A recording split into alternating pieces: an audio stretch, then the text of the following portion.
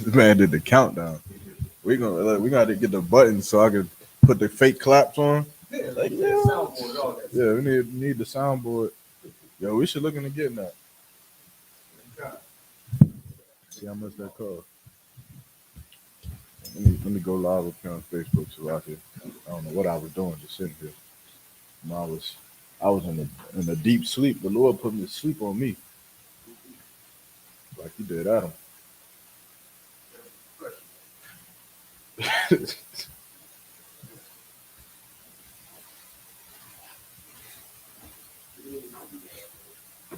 13.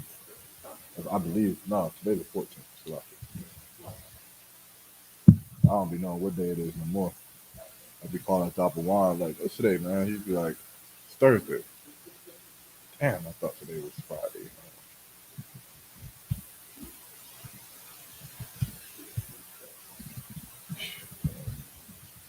Stay busy.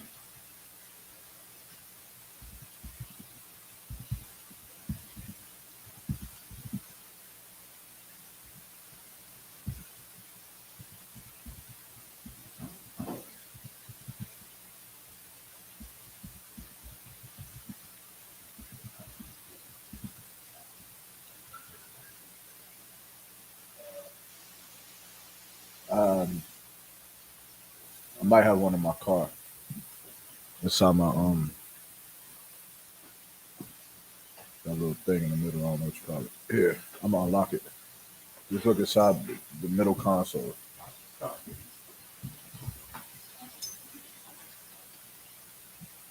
Give me 1 second, so I can. Online.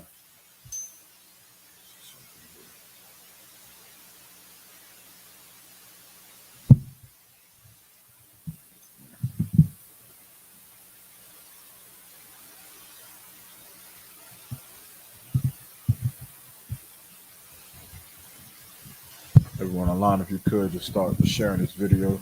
Also, getting your questions, comments ready to go. Any questions I'll ask them tonight. You good? Yeah. Remind me again. What's the title of this class again? Okay. And what is the YouTube page? The new YouTube page for North Carolina.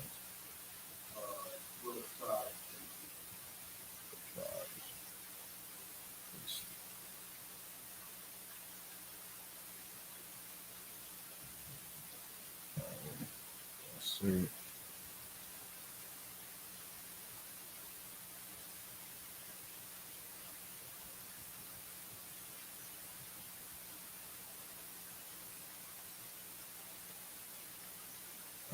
Bear with me 1 more minute. Salakia to everybody online waiting. Again, just for those joining into the live, go ahead and start getting those questions ready. Answering all questions regardless of the topic. If anyone needs to call in to ask a specific question, that's also a possibility. We can get that done.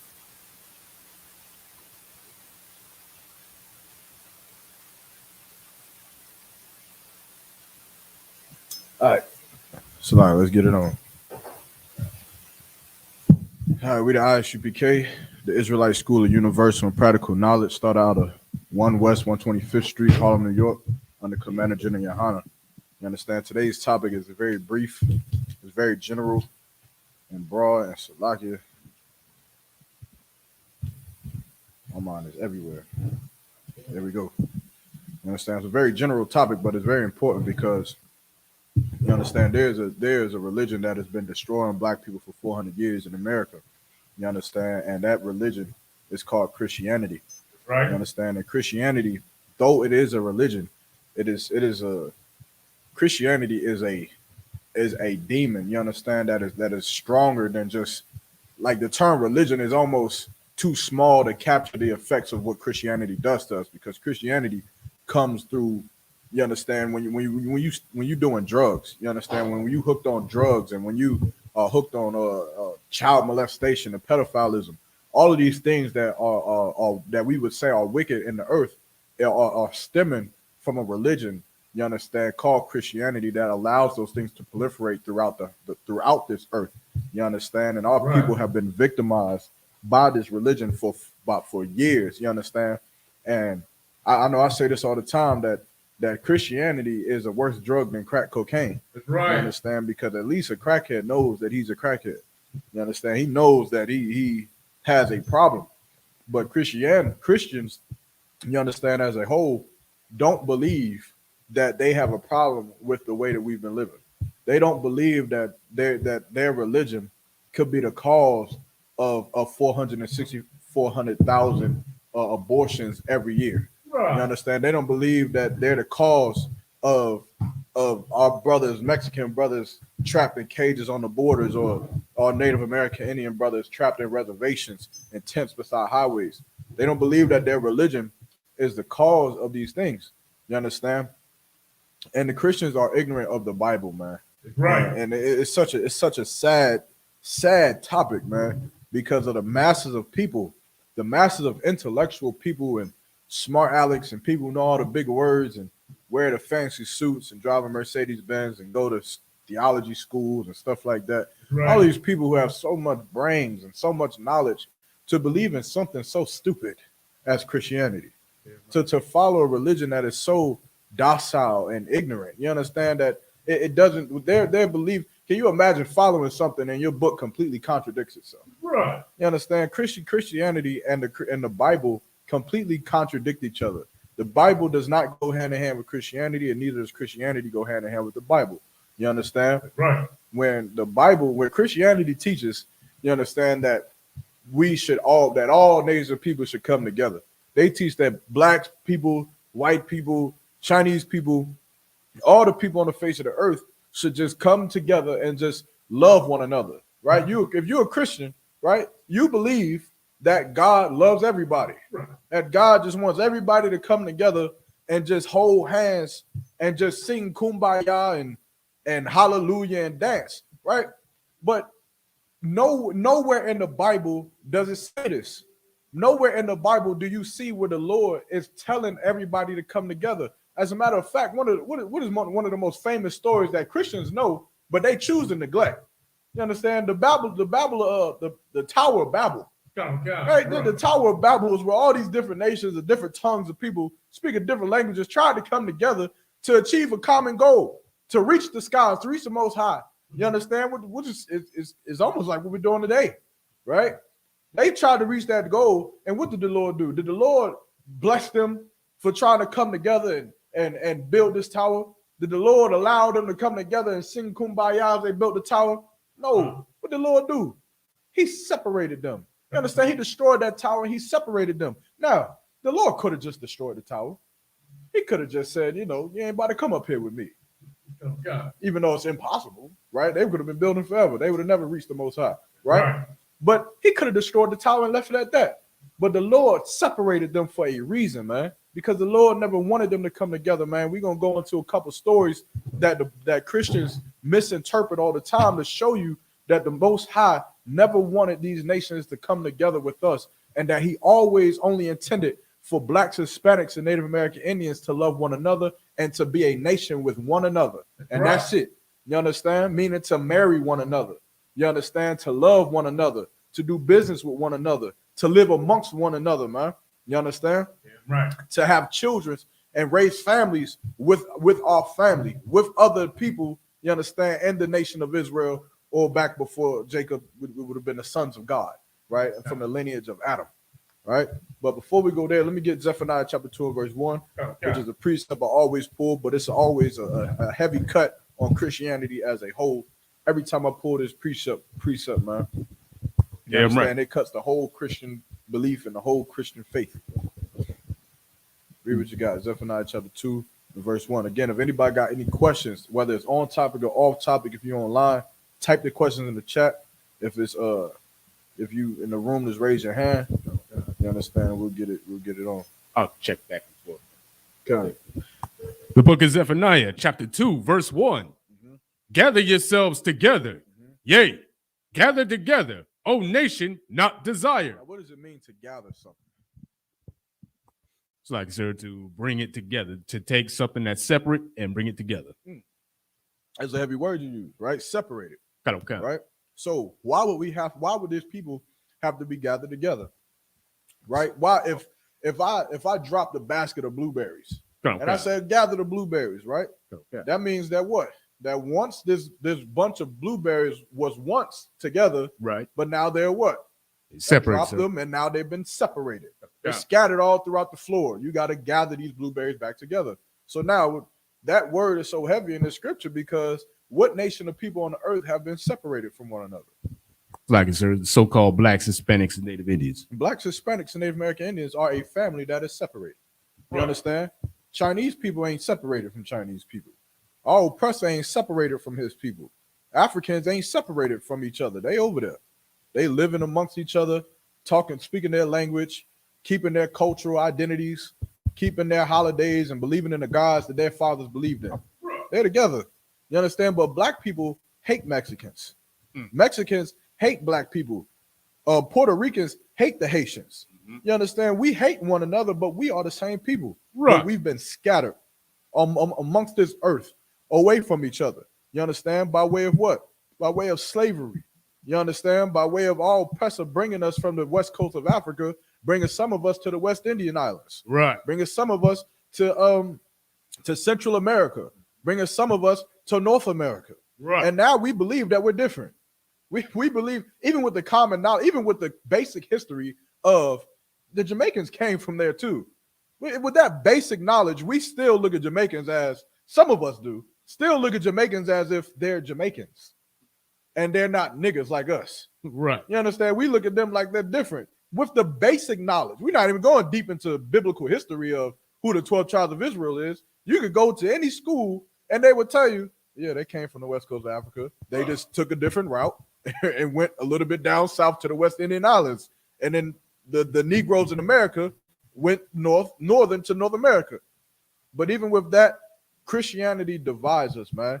You understand? Which is why we have where Christianity has divided us, we have to let the Bible bring us back together, man. You understand? And this Bible is telling us to gather those lost sheep of the house of Israel. Go back and find those Puerto Rican brothers, those Haitian brothers, those the Gadite brothers, the Native American Indians, man, and those niggas down the block who you separated from even in your own neighborhood. You understand? We separated from black people on the same street, on the same cities, in the same neighborhoods that we grew up in. We separated from each other there.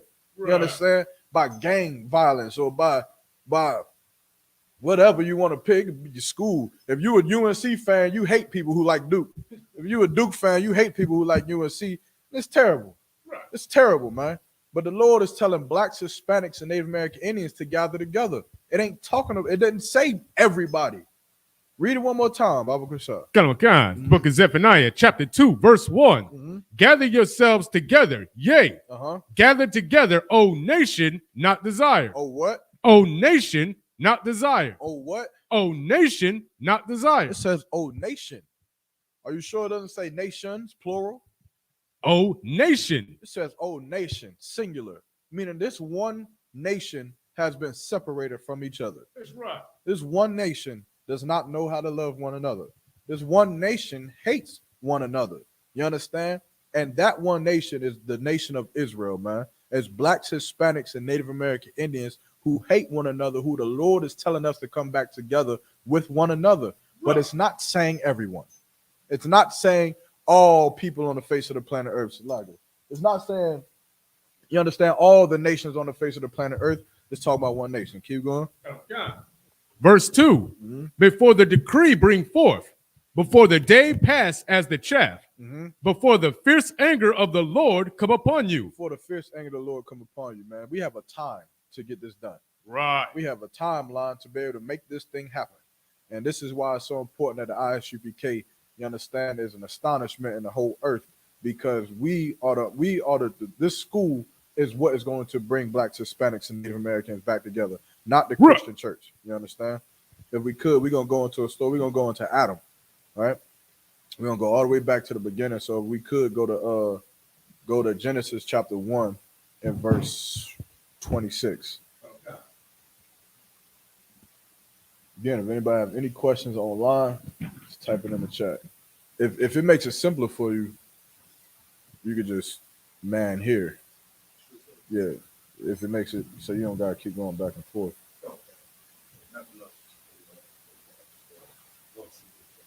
Kind.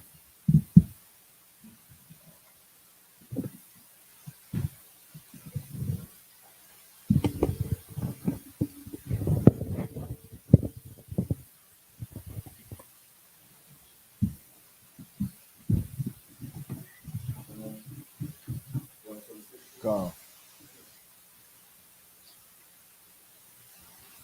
Let me get there with you.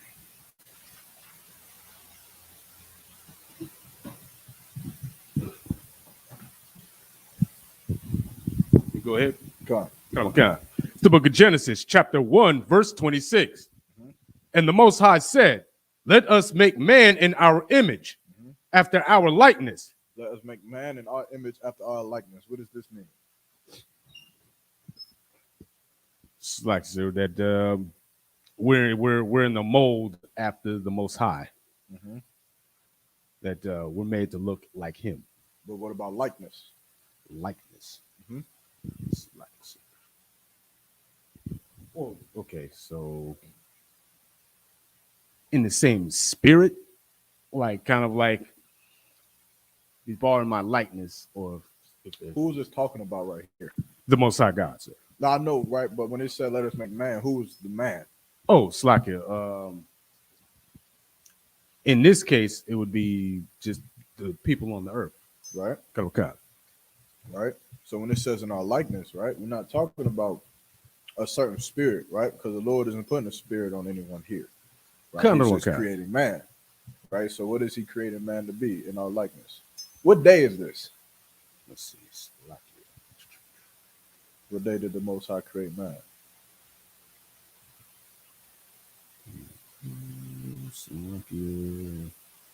The sixth day. The sixth day, right? He created man on the sixth day. You understand? He said, and God said, let us make man in our image after our likeness. You understand? So what does that mean? Meaning you correct when you say man looks like, you understand, look like the angels in heaven, right? They could look like men. This is how we're built, this is how we look, right? But some people could argue that apes can have features of a man, right? They got feet, arms, they can even, thumbs, all that stuff. They can walk. They smart, right? But what is different between an ape and a man? Okay, the hair. No. It's like the ability to think, the Close. The mind. Close. Apes can think. Kind of. Mm-hmm. Shoot. I said like bubbles. What else? Like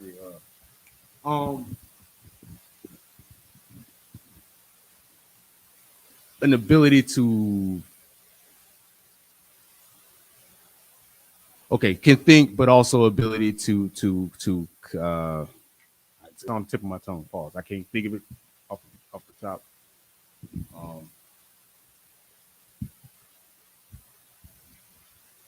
Make decisions. Right. To be the ability to make the decision from right and wrong. Kind of one kind. The ability to say, this is a man who, you understand, or this is a woman who I shouldn't sleep with. Right. Or this is something that I shouldn't eat. Right. This is something that I should do, or this is something that I should not do. Right. The Lord gave us that, which makes us different from animals. Now, do people still act like animals? Kind of a kind. Right. There's all oppressor doesn't care. There's people on this earth who don't care about what they put in their mouth. Kind of kind. Just like an animal. Right. They look at it, they say, well, this smells good, it looks good, let me eat it. There are women who walk around butt naked and don't care. Right. They just walk around butt naked like an animal. And they don't care who sees. You understand? It's disgusting. Okay. So we still act like animals, right? Which is why the Most High had to give us what? The likeness, the mind, the ability to think, and he had to give us a law. Kind of a car. He had to say you can't just eat. You can't smell shit on the ground and just pick it up and eat it, right? Because it smells appeasing to you. You understand? Who knows what's going on out there in the world? But You understand? The Lord gave us the ability to learn, to choose right from wrong, right? Keep going. Come on, God. And let them have dominion over the fish of the sea and over the fowl of the earth. And let him have dominion over the fish of the sea. So we was given authority over the creatures on the earth. Keep going. Come on. And over the cattle and over all the earth. And over all the earth. You understand? So now, the man was created. You understand? Man was roaming the earth, walking around. You understand? This, that, and the third. Of course, it is a big misconception that the Christian church teaches that Adam was created in the sixth day. Right. The sixth day is done. You understand? There is no more creation of the man because in verse 27, it is done. Keep going. We'll read verse 27. Book of Genesis, chapter 1, verse 27. So the Most High created man in his own image. In the image of the Most High created he him. Male and female created he them. You understand? So meaning what? What does that mean? In the image of the Most High created he him. Male and female created he them. So like, sir, on this day, the sixth day, he made man and woman. Just put them on the earth. But what does it mean? Why is there a difference between male and female created he them? It's like, sir, to well, just to show you that there he made a partner for the man, something for them to come together. I mean, they're different, right? Right, right. And then read verse 28. Verse 28. And the Most High blessed them, and the Most High said unto them, "Be fruitful and multiply." Be fruitful and multiply. You understand? Meaning what? The Lord didn't create male and male. Right. He didn't create female and female. He created male and male so that we can do what? Be fruitful and multiply. Be fruitful and multiply. Now, the Christian church will teach you what? That you can have alternative lifestyles. Good night. That it's okay. That God hates the sin and not the sinner. Right. Which is a lie. That's right. That is not in the Bible. God hates the sin and the sinner, which is why you die. Damn right. For sinning. You understand? I don't understand. Christianity is such a hypocrisy and a contradiction all in the same time. If God loves everything, then why is there death on the earth? Right. What sense does that make? You understand? Clearly, God ain't loving something. Damn right. If things are dying. You understand? But no sweat. Keep going. Let's see. Okay, I'm going to go to 29, sir. Let's drop that. Let's go to Genesis chapter 2, verse 25. Okay. It's the book of Genesis, chapter 2, verse 25. And they were both naked, the man and his wife, and were not ashamed. Now, who is this talking about? This is talking about Adam and Eve, sir. Right? Okay. So Adam and Eve were in the garden, and they were both naked. Christianity teaches what? That they didn't have no clothes on because they was the first man and woman created, that they was born and they just ain't have no clothes on and they just walked around, right? Right. Christians use this scripture to do what? To promote whoredom. They use this scripture to promote what? That you should just be able to walk around naked. They say, see, look, Adam and Eve was naked and they were not ashamed. They actually doing that, sir. Yeah. They were not ashamed, so why can't I walk around naked? Come on. I can't walk around my house butt naked and go to the mailbox butt naked in the middle of the morning, middle of the day. You understand? They use this on a colony, maybe, like, you know, not nowhere. Kind of leave your house butt naked. Right. You understand? Good night. You shouldn't be in front of your children butt naked. Damn right. It's nasty. You understand? But no sweat. You understand now? When it says, and they were both naked, of course, Christians don't understand the Bible. They don't know anything about the Bible. You understand? Because they were taught by oppressor. They don't understand that this Bible was written by black people. You understand? It's being spoken by black people like black people speak. This is an anomaly. You understand? This is a metaphor. It is saying one thing, but it means another. Right? So what does it mean? And they were both naked. And were not ashamed. So like I said, they were without the law, and without the law, they just, did as everybody else did. So they were not shamed in knowing, okay, well, I'm not supposed to be eating this. I can't, go over here with them. they weren't ashamed of doing that because they didn't have the law, sir. Now, all right, now hold on. Let's back up, right? Let's back up a second. Did Adam have the law? Let's see. Think about it. Read verse 25 again. Book of Genesis, chapter 2, verse 25. And they were both naked, the man and his wife. The man and his wife. You understand? How is it his wife? Slacky. Slacky said the Most High told him to choose a woman of his own lineage. Well, not lineage, but of his own tribe. The Lord didn't give him a choice, but let's hold that point. Okay. How is this his wife? How is this woman Adam's wife? They did that. Did Adam get on the knee and have a ring and propose, and the priest somehow magically popped up? Sir. No, they had intercourse, sir. They had sex. That's how Adam married his woman. Right? Of course, wife is not a Hebrew word. That is, wife comes from the Roman Empire. Right? Wife in the Bible is woman. That's what woman means. Husband means man. So Eve was Adam's woman, and Adam was Eve's man, and that's it. You understand? Wife is a Roman word. That's not in the Bible. Right? But so they had sex. And sex is marriage where? In the law, sir. In the law. So, did Adam have the law? All right, now read it again. And they were both naked, the man and his wife, and were not ashamed. So now, knowing that he had the law, what were they not ashamed of? Or what would make you ashamed? Slacker. We'll see. If I didn't have that context, I would have said what have made them ashamed was what would keep you from being in that crazy cult that you've seen on the corner? What would keep you? The world. The world made them ashamed, sir. So the world. What else? What would keep you? It keeps brothers from wanting to come in here and grow out their braids, right? And rocking that shield and rocking them boots with that Hebrew Academy cover on their back. What would keep a brother from wanting to do that? You understand? From telling his woman the truth, from living a lifestyle that is different than everyone else. It's like I would say, their family. Well, family is one. Their desires in the world. It's family. Oh, it's your grandmama. Oh, it's your mom.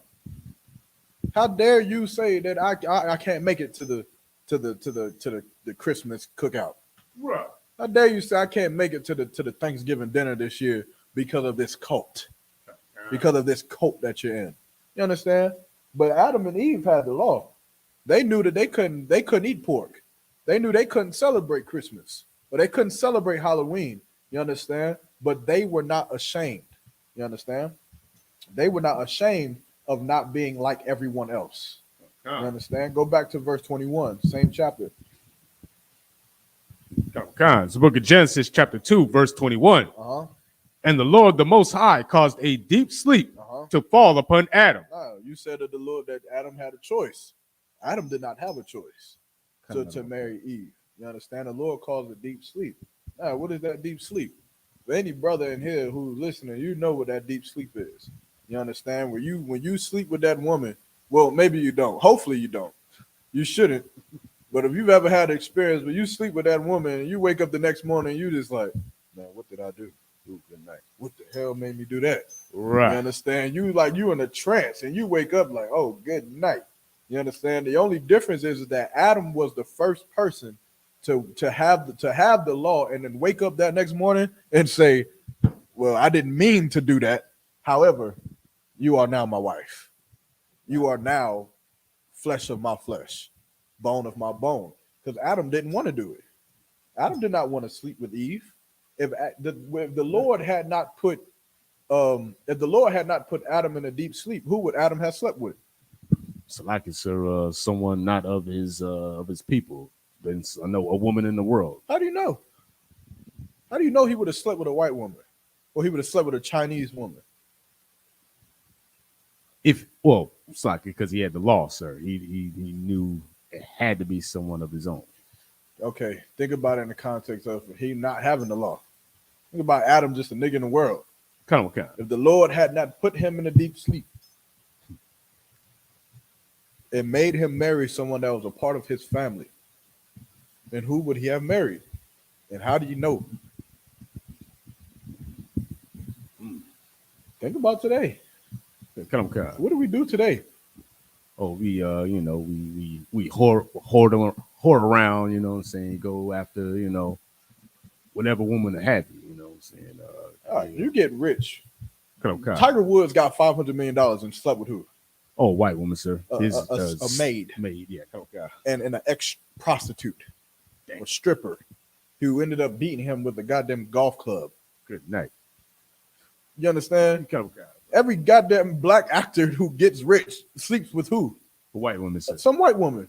Every brother you see making it to the NBA go and sleep. Michael Jordan's wife is who? Is what? Oh, Salaki, I thought she was Hispanic, sir. Oh, Salaki. She looked damn near all the way like Esau then. Yes. If it is Hispanic, most high in Christ for that, brother, but we're going to have to fact check that. Yeah, kind of. But Eddie Murphy, he got it. Eddie Murphy. You can name all of them. Kind of. Name damn near every single actor. 86% of them have married a heathen woman. Why? Because that to us is gold. Marrying a heathen woman it's a trophy.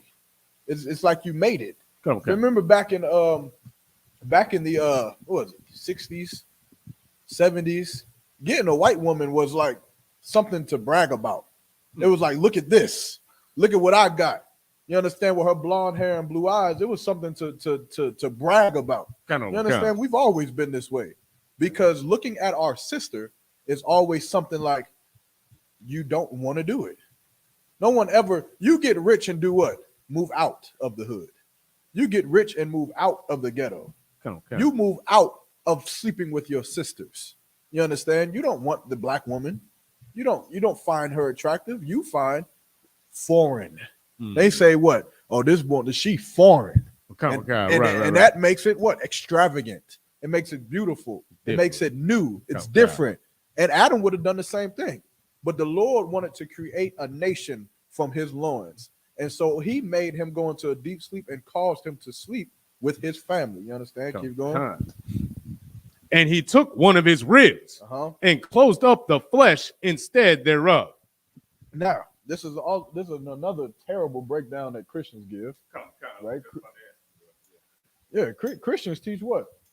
That they put Adam asleep and an angel of mythical surgery came with a mask on and a scalpel and cut open Adam's rib and took the rib out and it floated and it was glowing in midair, and then legs and feet started forming from his bone. And Adam woke up one day missing a rib with no pain. This nigga just ain't got a rib no more. He just right.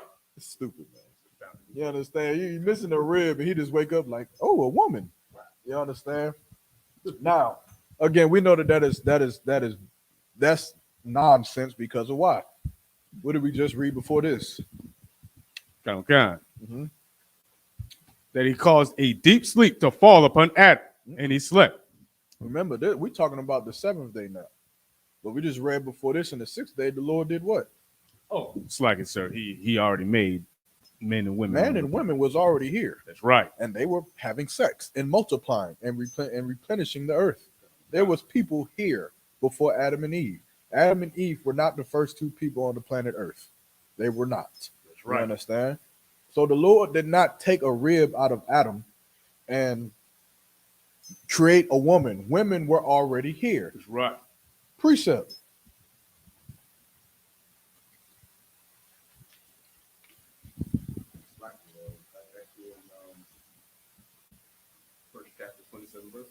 Try. Let's go. Okay. Book of Genesis, chapter 1, verse 27. So the Most High created man in his own image. In the image of the Most High created he him, male and female created he them. Right. So you could use that to say that men and women were here, right, already. But what is the bone that the Lord took out of Adam? Oh, it's like a rib, sir. No. Right, yeah, it says it's rib, right? But he didn't take a rib out of Adam. Adam's technical bone did not leave his body. Right. You understand? But the Lord took what? Give me 2 Samuel chapter 5 and 1. Okay.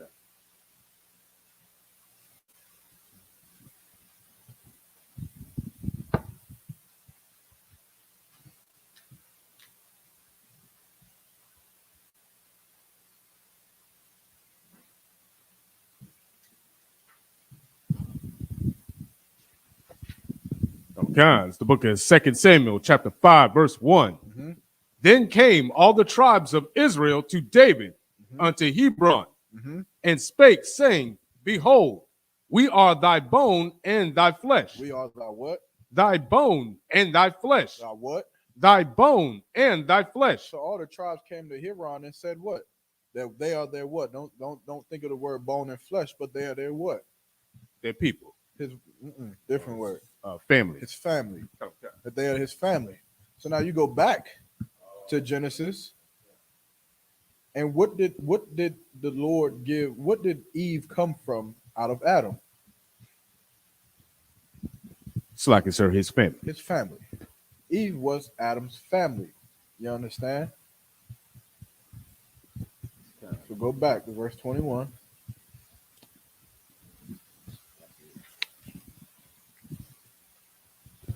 Book of Genesis, chapter 2, verse 21. And the Lord, the Most High, caused a deep sleep to fall upon Adam, and he slept. And he took one of his ribs and closed up the flesh instead thereof. Verse 22. And the rib which the Lord, the Most High, had taken from man, he made a woman and brought her unto the man. Verse 23. And Adam said, This is now bone of my bones. Now, this is now bone of my bone. Keep going. And flesh of my flesh. And flesh of my flesh. What does flesh mean?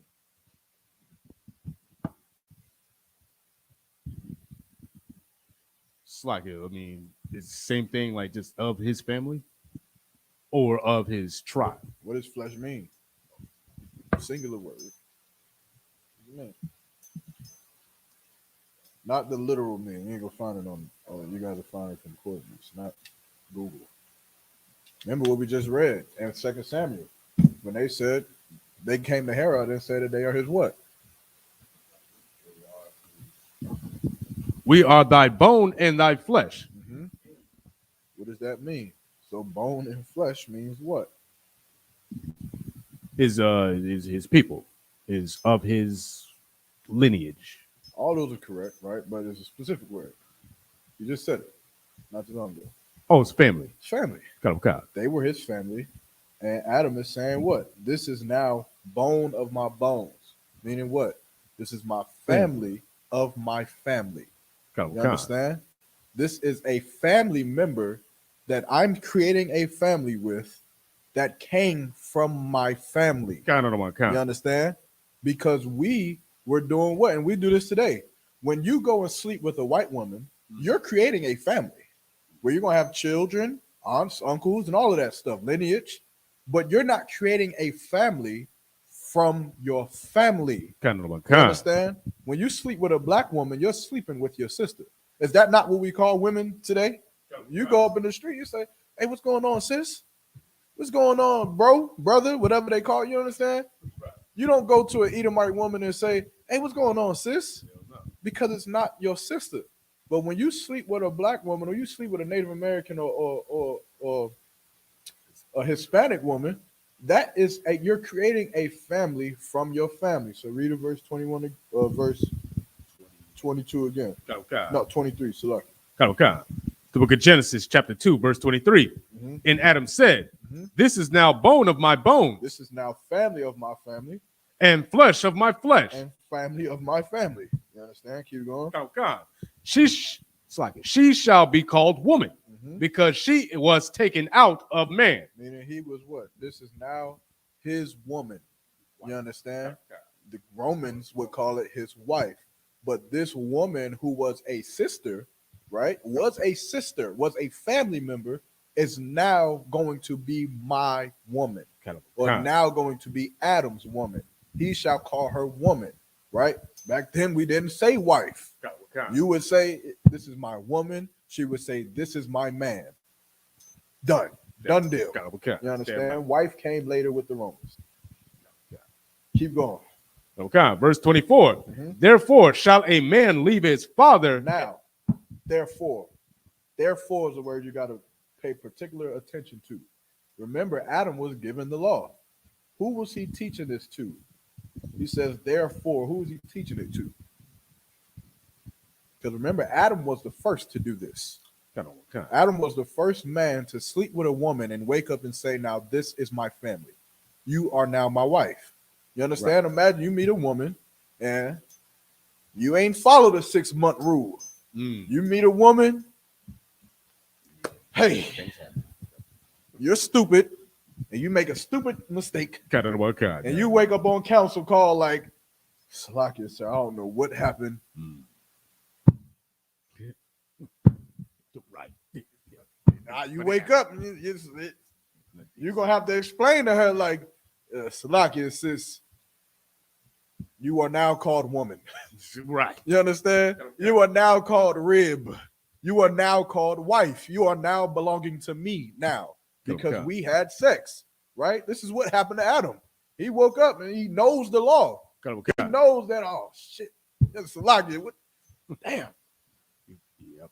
It's now, this isn't some white woman that he's in love with. Right. This isn't some foreign chick that lives across in a different island somewhere that he's in love with. True. This is a sister that he grew up with. He sees it every day. Got the same skin complexion that he got. You understand? It's familiar. It doesn't, right. It's like moving to you move to a different city and everything is everything. You go to a different city for the first time in your life and everything is, wow, look at that Pizza Hut.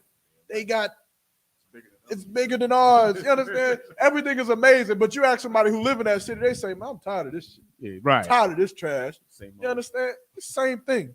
You understand? Okay. So Adam was the first. Okay. He wakes up and he says, this is my woman. He says, therefore, now because he's doing what? He is teaching. But who is he teaching? Salaki, his parents. No, not his parents. You said his parents? No, sir. See, I'm thinking, okay, he did the deed and he's going to let his people know, okay, I'm married. I got this is my wife now. No, he's telling her, Salaki, sir. No, because she has the law. No. Yeah. Once Adam slept with Eve, she had the law. So he was teaching her then, sir. Oh, Slacky, his family, because they don't know the law. Who's his family? The people. Think about specifically. Who is Adam teaching? His children. Cain and Abel. He's already had children at this stage. He is teaching. This is what he's saying, therefore, is not for him. Finish reading it and you'll get it. Book of Genesis, chapter 2, verse 24. Therefore shall a man leave his father and his mother. Therefore shall a man leave his father and his mother. Does Adam have a congregation? La. Is he a priest? La. Is he teaching masses of people? La. Is he leaving the garden to go to some church and teach? La. Is he speaking to people on the ship? La. Who is he? Remember, Adam knows the law. He's not talking to himself. He knows that if he sleeps with a woman, that's his wife because he just said it. He just said that now this is my bone of my bone, flesh of my flesh. So now he's saying, therefore shall a man leave his father and mother. What man is going to leave his father and mother? One that's grown and Cain and Abel. They're going to leave their father and mother. Think about it literally, his family. Right? Of course, all of these things that are written were written for all of us to learn. He's given the law to all of us. But in that time, Adam was teaching who? His sons. His sons. This put yourself in Adam's shoes. Okay. So like I said, the part I'm losing that's losing me is just I there's no mention of them having the kids. That I just didn't. It'll come later. Okay, think about it like this. You ever thought about do you have children? A lot. Have you ever thought about your children's names? Like do you have children? without having children, but thought about the names. I said, okay. Have you ever thought about what your son is going to be? Okay. What he's going to be like? Okay. What your daughter is going to do? Sure. You thought about what you're going to teach him? Kind of kind.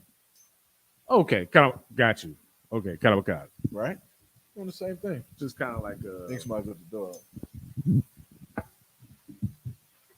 Could be my intuition messing with me now, but let's check that out. Right? So Adam and Eve was teaching, he's teaching the law. You understand? And it says, so therefore shall a man leave his father and his mother and shall cleave unto his wife. You understand? This will be the natural order of marriage. So lock it. Add you, what do you mean, Petty G? Add you to what? You mean into the law? We gotta be more specific. What you mean by add you?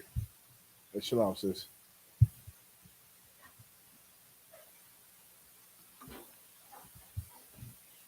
If you got a question or a comment, just type it in the chat.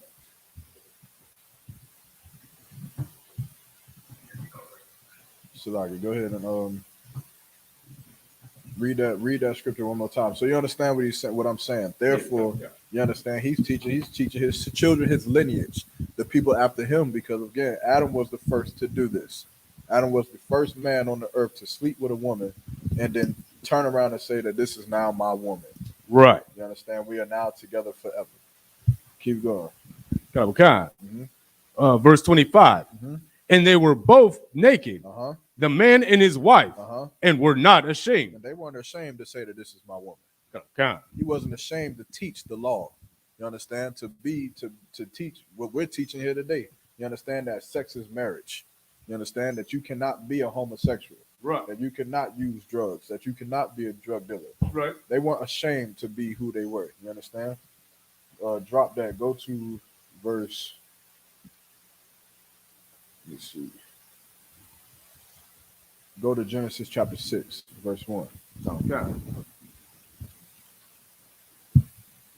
Now, because remember, after this, the Lord did what? After all of this happening, what did the Lord do to the earth? After this was happening? God. Oh, slightly. Okay. So, establishing other nations on the earth? Well, he flooded it. Oh, by this time. No, I'm just saying that. Well, maybe I asked that in a bad way. But after this, the Lord flooded the earth. Why did the Lord flood the earth? It's like serve for interracial marriages. Right. You understand? Which is what he didn't teach Adam. Right. So now go to Genesis chapter 6. Book of Genesis, chapter 6, verse 1. And it came to pass when men began to multiply on the face of the earth, and daughters were born unto them. Verse 2, that the sons of the Most High saw the daughters of men, that they were fair. That they were what? That they were fair. Now, go back to verse 1. It says, when men began to multiply. Who was men? So like the other nations. Other people, right? These are not from the lineage of where the children of Israel come from, or God's chosen people, which is why you understand in verse 2 it says the sons of God, which would be who Adam's family is. You understand? When you ask, well, who was Adam's family? What was his race of people that he got Eve from? They would have been, until Jacob, when his name was changed to Israel, our race of people would have been called the sons of God. You understand? That's who we are today. What are we called today? Children of God. So. In the Hebrew. Oh, Salaki, Yasha'Allah. Yasha'Allah, which means what? Prince of the power. Prince of the power, or sons of God. You understand? Most High Christ. So that the sons of God, keep going. Saw the daughters of men. Saw the daughters of men. So Blacks, Hispanics, and Native American Indians saw the daughters of Chinese men. Saw the daughters of East Indian men. The daughters of what else? Arabs. Arab men. All this foreign stuff that we go crazy for, you understand, in the world today. We see them and we say that they're what? They were fair. They were fair. Fair means what? Pretty. Beautiful. We see them and we say, oh God, this doesn't look like that sister I was raised up beside me. Right. This don't look like that black woman that I see every day. This don't look like her. You understand? Which is why we black people, we become so psychologically damaged that we don't even understand that we hate our sisters. Good night. We hate them. You understand? And it's such deeply rooted that we don't even grasp the idea that we treat black women the way we treat them because we hate them, because we love heathens. You wouldn't dare treat a white heathen woman the way we treat our sisters. Why? Because we're familiar with our sisters. Right. And familiarity breeds resentment. And because we see them every single day, we resent them. Because we it's like it's just another loudmouth woman. It's another child support ghetto black woman. It's just as if heathen women don't be on child support. That's right. As if they am the biggest child support fraud. If you look at some of the stories of how they getting these idiot NBA players for $200,000 a month. Right. You understand? But child support, that falls on who? Black women. Right. You understand? Being a ghetto mom and a bad parent, that falls on who? Black women. You understand? Even though our oppressor raises children that goes and shoots up schools. That's right. You understand? But it's because we resent each other. That's right. We resent each other because we're familiar with each other. And so we the daughters of men, I mean the daughters of men, we see them and we say, oh God, I ain't never seen a Chinese woman before. Did you see that? You grew up in the hood where it ain't nothing but niggas. You finally go to college and your head explodes. Right. Your head explodes. You see a foreign exchange. What is that? A foreign exchange student. And you're idiot, you so dumb. You try to go talk to them. They don't even speak English. They whatever they be. I don't know what I ain't never tried to do it. You understand? Good. And it turns you on. She's sitting there like, nigga, get out my face, right, in Dutch. And you like, oh man, Googling what the hell is Guten Tag mean? You understand? You don't know what she's talking about. Right. But of course, a sister who can say, I'll cook some eggs and bacon for you in the morning. Of course, that's just normal. Guten Tag, whatever, that's exquisite. Right. You don't know what the hell she's talking about, but that just makes so much more sense to you, and it's disgusting. And this is what we've always done. That's right. Since the beginning of time, this is what we've always done. We've seen foreigners and heathen women who was not our family, and we've seen them as rare, as a rarity. You understand? As something that's beautiful, something that was not familiar unto us. And so we treated them different. We put them to a higher standard than we put our own sisters. You understand? Keep going. Mm-hmm. And they took them wives of all, which they chose. And they took them wives of all, which they chose. Meaning what? What did the sons of men do? Oh, they went and started making marriages with these daughters of men, these foreign broads. You seen Lauren London? You went crazy. What's that other woman? What's that woman's name? Hold on. Look at her name, because this is the most. Hold on, man. Let me see. Says you need a water, you need a sword or anything. All right, no sweat. One second. Let me get this woman's name. The internet brothers went crazy over this woman. Her name is Hoi. Damn. Salakia. What's her name? Ho-Yeon Young. Ho-Yeon Young. She was one of the main characters in that Squid Games, that show on Netflix that went real popular this year, not too long ago. And they seen her and her slanted eyes and her skinny body. She looked damn near anorexic.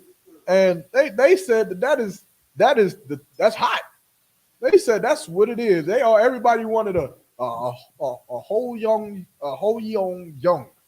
You understand?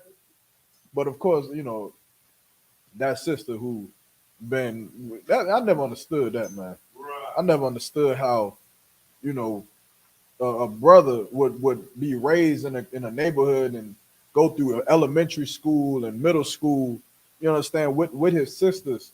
And of course, I mean, other blacks, Hispanic and Native American women, right, and you understand, be with them like it's, man, we was raised together. You helped me cheat on my test in middle school. That's right. She was the one who helped braid your hair. She was the one who gave you lunch money. You understand? Was giving you little Valentine Day candies and stuff. You know, you remember, sis, back in the day, you was together. It was them little nappy headed Negroes. You was over there, Mom. I gotta get some candy for Day Day. I gotta get some chocolate hearts for Shaquan. Right. You understand? And that was you. That was your love life. And that brother, you understand, or that sister back then. And then we get older, and then we go to college, and we see a foreign exchange student, and you just forget Bernita Jenkins, forget about her, forget about Shaquana, or forget about whatever other sister name you come up with. You understand? And you want to go get Ho Yeong Young, who don't even like you. That's right. You understand? She only with you because you made millions of dollars being an actor or dribbling a basketball. And then you go and you give her people, you make her rich. When there's some sister in the ghetto who loved you. You understand? Who loved you when you was poor. Who adored you when you had the nappy braids. You understand? But then you go and you give your money to some heathen. It's the most disgusting thing in the world, man. Damn right. You understand? It's the most disgusting thing in the world. How you would even, I don't see how you could do that, man. Damn right. I don't see how you can do that, man. Damn right. But no sweat. No sweat. I mean, it's so, look, for one more second, man, because it's so disgusting the fact that you got all the money in the world. Like, you know, you could, like, it's unlawful, right? But in the world, just being honest, right? Like, you know, you can just sleep with them, right? Like, you know, you can just have a one night stand with them if that's what you choose to do. It's disgusting and wicked to even do that. But we go to the point of, no, I have to marry her. Right. This is the one I have to give all my money to. This is the one I'm going to build a family with. Like, brother, why not just sweat, man. So like I said, I was gonna say they call it. I think the term was, or the phrase was, "sow your oats." Like, yeah, for the world, though, of course, you know. But yeah. But the point of that is that this was happening thousands of years ago. Right. You understand? Keep going. God, verse 3. It's like a book of Genesis, chapter 6, verse 3. Mm-hmm. And the Lord said, "My spirit shall not always strive with man." My spirit shall not always strive for man. Keep going. For that he also is flesh. So for that he also is flesh. Break it down. What is the Lord saying here? Okay, so remember what they were doing.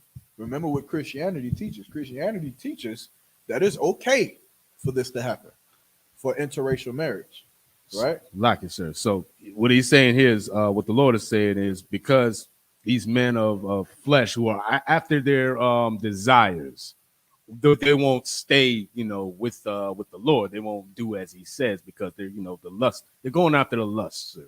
So His spirit won't be with them. Not in this context. Flesh in this context is more carnal than spiritual. It's more carnal. It doesn't mean family. You understand? It doesn't say for that he also is family, right? It says for he also is flesh. Meaning what? Meaning, okay, what do Christians teach that the sons of God were? Oh, it's like angels. Angels. The verse right under it is a cut to that because it says what? For that he is also flesh. Are angels flesh? Angels are not flesh. Right. You understand? These are extraterrestrial beings, right? Angels did not come down from heaven and sleep with people. That's right. It didn't happen. You understand? The Lord said, "My spirit shall not always strive with man." You understand? For that he is also flesh. What does that mean? What is the Lord saying here? Because we're talking about men on the earth. You know what I'm saying? And right here, well, in the lines before, the sons of God. So we're talking about, you know, our people or that lineage, right? So, okay. So he's saying, my spirit will not always be with them. Well, I mean, it always leads you back to, well, because they're chasing after these heathens, that the spirit of the Lord won't be with them because they're going to be following what they're believing in. In a way, right? But you're not getting the point. What is the Lord telling them? What is the Lord saying is going to happen? Oh, that they're going to leave. What does it mean to strive? Strive. If I'm striving with you, you got an insubordinate child and you're striving with that child. What does it mean to strive with something? to wrestle with, a struggle. Close with struggle, right? But it's not more so a struggle against each other. But to strive with something is to do what? So like I said, it's the Oxford Dictionary definition of strive. Right. Make great efforts to achieve or attain. To make great efforts. You understand? Okay. The Lord isn't going to continuously put effort into man because we are doing what? Oh, sleeping with these other women. We're having interracial marriage. And the Lord, that is against God's law. You understand? So, keep going. Yet his days shall be 120 years. Yet his days shall be 120 years. So what was the Lord saying? My spirit shall not always strive with man. What did the Lord do? Did his spirit continuously strive with man? Lie. How do you know? Because it said it'd be numbered just 120 years. I mean, it's like it that. Oh, it's like it because these men went after these foreign women. So his spirit did not strive and did not. What did the Lord do? Because we had interracial marriage. He flooded the earth. He killed everyone. Except 8 people. In the 120, Slacky, sir, in the 120 years? No, that is so no, that's not has no account. That's nothing to do with the flood. You understand? Meaning that's how we were going to live now. Or so like don't fact check. I gotta fact check that. You understand? If that was 120 years later, but I'm almost 80% sure that that's not talking about when the flood was going to happen. Right? But where was I? I lost my train of thought. But he flooded, you understand? But he flooded the earth. You understand? Of course, 120 years, that of course is not going to be exact, because the time up to the Lord is not time like how it is unto us. You understand? It could mean for a time. You understand? This is going to happen, meaning he is going to kill everyone except 8 people because of what we were doing, which is why he said for that he is also flesh. Because man is flesh, he is going to do what? Kill you. Oh, slack. He's going to kill us because we are flesh. It's almost like, have you ever heard someone say, you watch any of the movies and they be like, you know, you are merely immortal. You understand? Like some being that's immortal will say, you are merely a mortal. Right. It's like him telling you that you keep doing this, you're flesh. I can kill you with water. Okay, come. I could kill you with hellfire. I could kill you with earthquakes and tornadoes, which is how the Lord kills us. You understand? And what he's saying, my spirit will not strive with you forever. And then he flooded the earth and left only 8 people to live. Keep going. Mm-hmm. Verse 4. There were giants in the earth in those days. There were giants in the earth in those days. What is a giant? It's like a men of high stature. Not physically, but could be like I don't want to say a king, but someone, a rich man, a famous actor, right? Famous athlete, someone who is big. You say that man is big right there. Did you understand? Does that necessarily mean that his height is 6'8"? Lie. I mean that he big time. You got all the money, you got all the women, you got all the attention, right? Because he is a giant in the earth.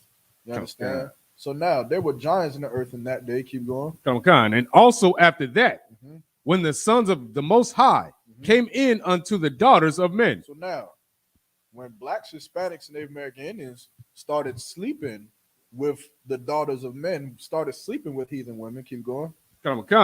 And they bear children to them. They bear children to them. You understand? Oh, keep. What happens when that happens today? When a black person has sex with a white woman, they have a child. What does that child become? It's like he becomes heir to whatever the father had. I mean, think about carnally.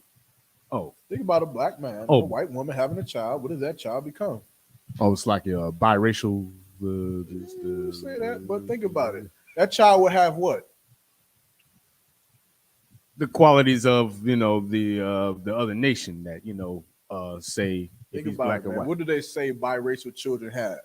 Oh, the good hair. They got the good hair. Okay. You understand? Yeah. They got the good skin complexion. They beautiful. Right. You understand? They're better. You understand? And this is what was happening. Keep going. Come on, God. The same became mighty men which were of old, men of renown. Verse 5. And the Most High saw that the wickedness of man was great in the earth, and that every imagination of the thoughts of his heart was only evil continually. It was only evil continually. You understand? Which is why what? If you read down to verse 8, it talks about how the Lord found grace in Noah. Kind of You understand? And he chose Noah and his 3 sons, Shem, Ham, and Japheth, to be able to survive through the flood and then continue the lineage so that we can come all the way down to Jacob, you understand, and then create the 12 tribes of the nation of Israel. You understand? But to say that, I say all that to say this. Interracial marriage is a sin. Damn right. You understand? Like I don't know how more simply you could put it. The whole earth got flooded because we wanted to sleep with Leon Young. The whole earth was flooded because of that very reason. And so for the Christian church to teach us that it is okay for us to do those things, that is a lie. Right. You understand? It is a lie that is being taught to blacks, Hispanics, and Native American Indians, and no other people like it. You understand? What is another common myth that people like to say? That all of us are children of rape. That all of our mothers were raped. Oh, come on, in right. some way. That is a lie. Damn right. It is a lie. When we was back in slavery, what were we to our oppressor? Oh, so like I said, we were like cattle. We were cattle. Property. We were cattle. White men didn't look at black women as beautiful. Right. They looked at it as property. You understand? It is a misconception and a lie that all of our there are some disgusting white men who would have sex with a cattle. Right. You understand? You have to get that through your mind. They literally thought of us as sheep, cows. There is a few amount of white men who looked at a cow and said, I'm going to sleep with a cow tonight. They didn't do it. You understand? It wasn't a common practice for them to sleep with our women. That's right. These heathen nations do not love our women. You understand? The way that we think that they do. You understand? It is not true. It is a lie. It is only blacks, Hispanics, and Native American Indians who puts and what you call it, a higher value on someone outside of their nation. Chinese men want Chinese women. That's right. That's who they want to marry. You understand? So they can give them the lotus foot and do all that crazy stuff with. Arab men want Arab women. That's right. African men want African women. So they can put the rings on their neck and the bowl in their lip. Yeah, okay. They don't want Shaquana. That's right. They don't want oh no, unless they good night. I was about to say something. Let it out, sir. Because I know for a fact. Oh man, I don't know who watching, man. Let me be quiet if I get into my mom starts. She's gonna call me. Why are you talking about? Look, come on, okay. Look. Them Nigerians are scamming you. It's right. You get on them apps if you want to. They're talking about my queen. You're beautiful. Right. I'm a prince and I own oil. Get over here and don't own a pair of pants. Right. You don't pay this way to America, don't own a pair of pants, and now you stuck with some African who you don't love. That's right. And he does not love you. You understand? The Africans don't want you. That's right. They don't want the loud mouth ghetto. They don't want you. Kind. You understand? They want an African woman. Chinese men want a Chinese woman. Right. Japanese men want a Japanese woman. Okay. Hawaiian men want Hawaiian women. Black men want white women. Good night. Black men want all of everything. We want Chinese, Arab, Middle Eastern. We want every goddamn thing under the sun except the woman beside us. Right. Except that sister. You understand? We don't want her. And we don't even understand that it's such a psychological just game that we don't understand that we don't love her because no one else does. Right. Come on. You don't get it? our oppressor does not love black women. They don't. That's right. Look at what they say about Serena Williams. Oh, yeah. They don't love her. They astonished. She's like an ape to them. Am I lying? You right. Did they not call her an ape? God. I'm not. That's not exaggeration. They don't love her. They love what she can do. It's an astonishment. It's like looking at an ape play a sport. It's like, oh my God. Money. Throw money at this goddamn ape. Because it's an ape playing sport. Good. To the best. That's all it is. You understand? Chinese people don't love our sisters. Right. No one loves our sisters. And you know what we love? Everyone else. Because no one else loves them. You understand? And this is what the Lord flooded the earth for. That's right. You understand? The Lord didn't want blacks, Hispanics, and Native American Indians to put a high standard on heathen women. They're supposed to have a low standard. I don't even understand. Like I said, man, this is a heavy topic. Just for the simple fact of how real this is, that we really hate one another in this place. We really can't stand the idea of having to make a family with someone from our family. It's almost an asinine idea to even think that that's what a goal in life should be. You understand? And it's so terrible. And then all the problems that come with it when you decide to go and sleep with a heathen woman, and then like what you gonna do? Imagine having being a sister married to a Chinese man, and that Chinese man, you have a daughter, and then that Chinese man say, you know, we about to load his foot, our daughter, right? What you gonna do? What you gonna do? That's Chinese customs. Right. They make their women wear shoes so their feet look like this. What you gonna do? That's your husband now. That's the culture you liked. You loved it. What you gonna do when your African husband says we're gonna put a plate in her lip? It's her fourth birthday. We put a plate. Right, at that time. We gonna get the plate and put it in her lip. What you gonna do? You get married to women, sisters, y'all gotta stop. You understand? Some sisters in the world, y'all gotta stop being stupid. They love the whole African warrior with his shirt off, running around with spears. They go crazy over Shaka Zulu. You understand? They love that. All right, you go get Shaka Zulu you want to. Let your baby come out albino. Yeah, what's gonna happen? You know what they're doing to albino? They're albino refugees coming to America. You understand? Because Africans are hunting albinos down because they believe that their feet gives them luck or power or something like that. It's crazy. It's something weird. Like they boil their feet in soup. So I don't know. It's some crazy, nasty African tradition where if you have an albino baby, run. If your baby comes out and he's albino, run. I don't care if you saw ever, you better run. Because your tribal husband is coming. We got to eat this baby. You understand? But what you gonna do? And that day you gonna say, man, why the hell I ain't just married Jerome? Why the hell I ain't just stayed with Day from middle school? You understand? It's disgusting. But we don't see these things happening until it happens, and it does happen. It's so many accounts of different situations where a black woman will be married to a white man, and then they'll divorce because he slipped up and called her nigga. You understand? What do you mean he can't call? That's your husband. You bound to him. He can call you whatever the hell he wants now. Right. You understand? You can't leave him. That's you signed it. What did the vow say? For better or for worse, for richer for poor, till death do us part. I mean, if he call you nigga, that's your husband.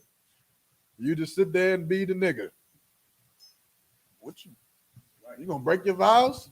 This is stupid. It's disgusting. You understand? Slacker, sir. Didn't that happen to that sister married to that football player, the Seahawks? The white man who beat her to death over some kind of argument. Good night. Called the nigga, all that stuff. Yeah. All of that, man. And of course, like I said, this whole topic is disgusting. No sweat. Where was we at?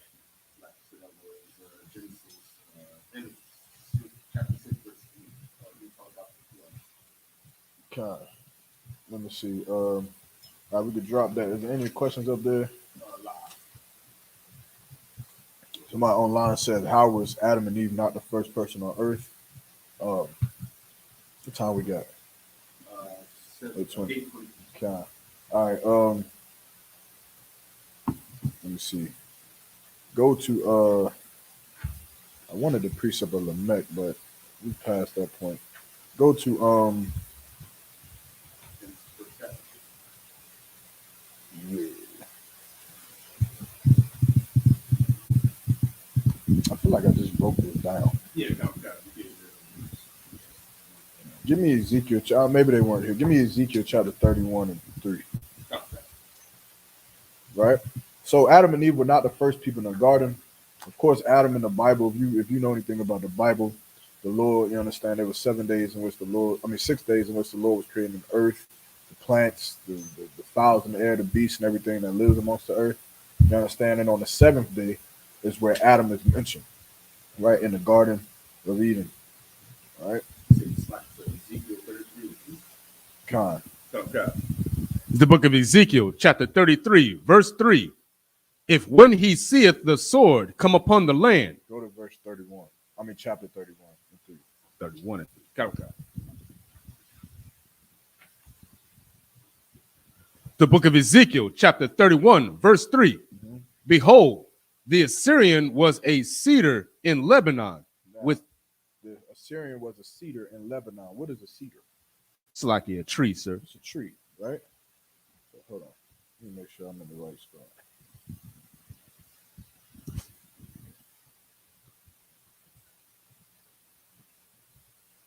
Keep going. Okay. With fair branches, mm-hmm. and with a shadowing shroud, mm-hmm. and of a high stature, and his top was among the thick boughs. Mm-hmm. Verse 4. The waters made him great. The deep set him upon high with her rivers running around about his plants, and sent out her little rivers unto the trees of the field. Mm-hmm. Verse 5. Therefore his height was exalted above all the trees of the field. Now what is this all talking about? Assyria, a cedar, being a cedar in Lebanon with fair branches. What is this all talking about? It's like his family tree, sir. Like his lineage in this land. Like it's another word.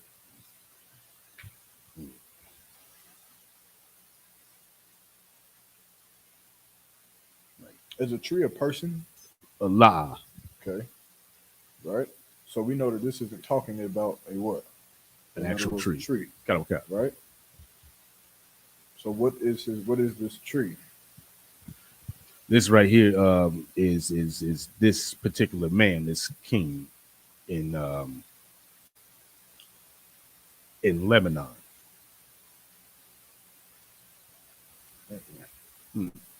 Oh, Slacky, this group of people. Which is a what? A family. Oh no, Slacky. In this context, is this tree. This group of people is this tree. This group of people is a what?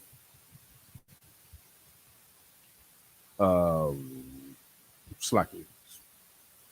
This group of people is the tree, well, and metaphorically, but the tree is referring to what? A family. Not family. A people. People's closer. A nation. A nation. Salakia. This is a nation of people. You understand? So read verse 3 again. Khan, book of Ezekiel, chapter 31, verse 3. Mm-hmm. Behold, the Assyrian was a cedar in Lebanon. The Assyrian was a cedar. A cedar tree is big. Kind of the kind. It's strong. Cedar tree is big and it's strong. Assyria was a big and strong nation. Keep going. Khan, in Lebanon, mm-hmm. with fair branches. With beautiful branches. These people were beautiful, right? Keep going. Khan. And with a shadowing shroud, mm-hmm. and of a high stature. And a high stature, right? You know what that means. Someone has a high stature about themselves. That's how these people were. Oh, royalty, sir? Royalty. Okay. You understand? Keep going. And his top was among the thick boughs. Mm-hmm. Verse 4. The waters made him great. Mm-hmm. The deep set him up. The deep set him up on high, mm-hmm. with her rivers running around about his plants. And sent out her little rivers unto the trees of the field. Mm-hmm. Verse 5. Therefore his height was exalted above all the trees of the field. Above all the what? above all the trees of the field. Meaning what? Replace trees with the word. Nations. Above all the nations in the field. Meaning that Assyria wasn't the only nation in the garden. Keep going. And his boughs were multiplied, and his branches became long because of the multitude of waters. He kept spreading out and growing and getting stronger and stronger as a nation of people. Keep going. When he shot forth. Verse 6.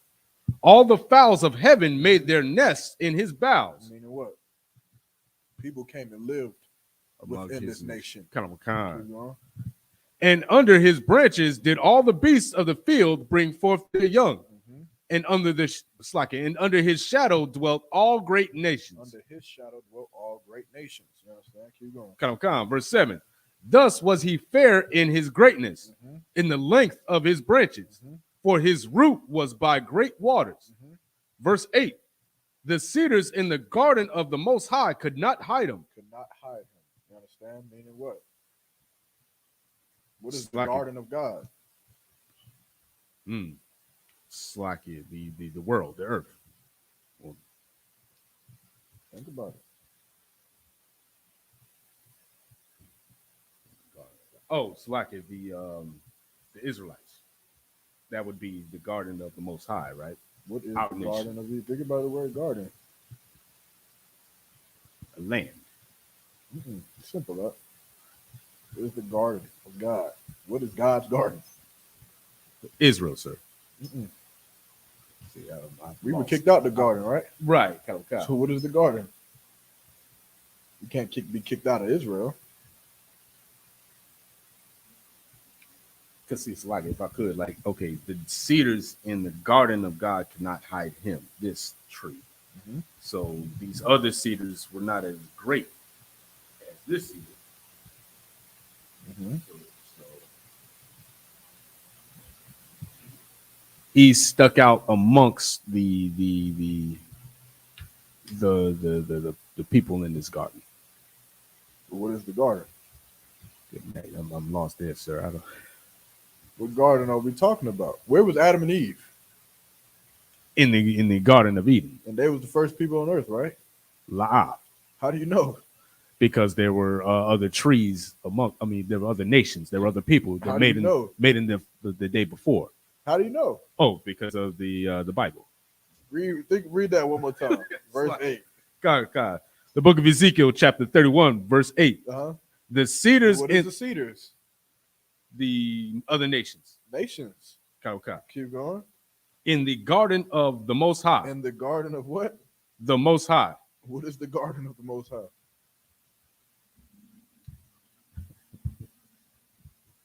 You just said it. This is another nation. Don't worry about the nation. Don't worry about who's there. I'm just asking what the garden is. A nation. No. Think about it. Where was Adam and Eve? In the Garden of Eden. What is the garden of God? Whose garden was the garden? Who kicked us out of the Garden of Eden? The Most High. Why? How? Wait, how or why? How did he kick us out? Oh, how? Oh. Like, think carnally, right? Let's say this is the house of Yawarmak, right? This building. Okay. And I kicked y'all out, right? Y'all would have to leave because it's my house, right? Right. But let's say it's this sister's house. This is her house. Okay. And then I say, everybody get out. Is she going to leave? Lie. Why? Because it's her house. So, what is the garden of God? His garden. It's like I'm having a brain fart right now, see, sir, because I don't get it. Like, it is his garden. But what garden are we talking about? The Garden of Eden? God. The same garden. Those cedars were in there. Oh, Slocket. So they took over because they took over our land while we were. They took over the land. It means that Adam and Eve weren't the only people there. Kind. Okay. Where's the Garden of God? Garden of Eden. Have you heard the Garden of God being somewhere else? Is there a Garden of God and a Garden of Eden? Lie. Okay. No different. Okay. So the cedars were where? In the Garden of Eden. They were there. Okay. These nations were there, which is why when you go back to Genesis chapter chapter 1, where it says that they were not ashamed. If Adam and Eve were the only people in the garden, what would there be to be ashamed of? If this is the garden of the building, if there's no one else in here, then if I'm naked, I don't want to say that because a Christian gonna start thinking they was actually naked. But if I was in the truth, right? Let's say I'm rocking my boots, braids, and beards in here, and I should be in this coat. If I'm in here and I'm the only one in here, then what would I have to be not ashamed of or ashamed of? Right. Nothing. Because there's no one else here for me to be ashamed of. There's no one else here to make me feel some type of way about not celebrating Christmas or about not eating shrimp, crab, pork, and lobster. But because there were other nations in the garden, that was why the scriptures say that they were not ashamed, because they were not alone. You understand? There were people around them who wanted them to take on the customs of the Assyrians, who wanted them to take on the customs of the people who slept with each other and practiced bestiality and all kinds of wickedness and nonsense. But they didn't do that, right? Yeah. Keep going. Read verse 8 again. The book of Ezekiel, chapter 31, verse 8. The cedars of the garden of the Most High could not hide him. The fir trees were not like his boughs, and the chestnut trees were not like his branches. Is this talking about trees? La, sir. Keep going. Nor any tree in the garden of the Most High was like unto him in his beauty. Meaning what? Assyria was a giant. It was a giant nation. Keep going. Verse 9. I have made him fair by the multitude of his branches, so that all the trees of Eden, of Eden. So the garden of God is what? Garden of Eden, sir. Of Eden. Yeah, keep going. That were in the garden of the Most High envied him. So, are trees able to envy? Are trees able to talk? So how is this tree able to envy anyone? Because it's not a tree, sir. Because it's not a tree. Okay. This is talking about nations of people envying other nations of people in the Garden of Eden. You understand? Massive nations of people. You understand? Millions of people that were in the Garden of Eden with Adam and Eve. You understand? Adam and Eve were not the first two people on the planet Earth. They were the first people who had the law of God, who did not sleep with heathen women, right? Who did not eat shrimp, crab, pork, and lobster, who did not celebrate Christmas and Thanksgiving and Halloween. You understand? This is who Adam and Eve were. They were not the first two people on earth. Keep going. Verse 10. Therefore, thus saith the Lord thy power, because thou hast lifted up thyself in height, and he hath shot up his top among the thick boughs, and his heart is lifted up in his height. Go to chapter 34, verse 8. 34. It was the book of Ezekiel, chapter 34, verse 8. As I live, saith the Lord thy power, surely because my flock became a prey, and my flock became meat to every beast of the field, because there was no shepherd. Who was their flock? What is the flock? The people, sir. People? The people of the Most High. Right. This is God's chosen people. You understand? Became prey. Who will we become prey to? The beasts of the field, which would be the other nations. Other nations. Heathen nations. You understand? Keep going. Because there was no shepherd, neither did my shepherds search for my flock, but the shepherds fed themselves and fed not my flock. You understand? Which is just another anomaly. This is a metaphor. Okay. This is how black people talk. The trees in the garden are nations. The beast and the flock and the earth is all talking about people. You understand? And this is just how we talk.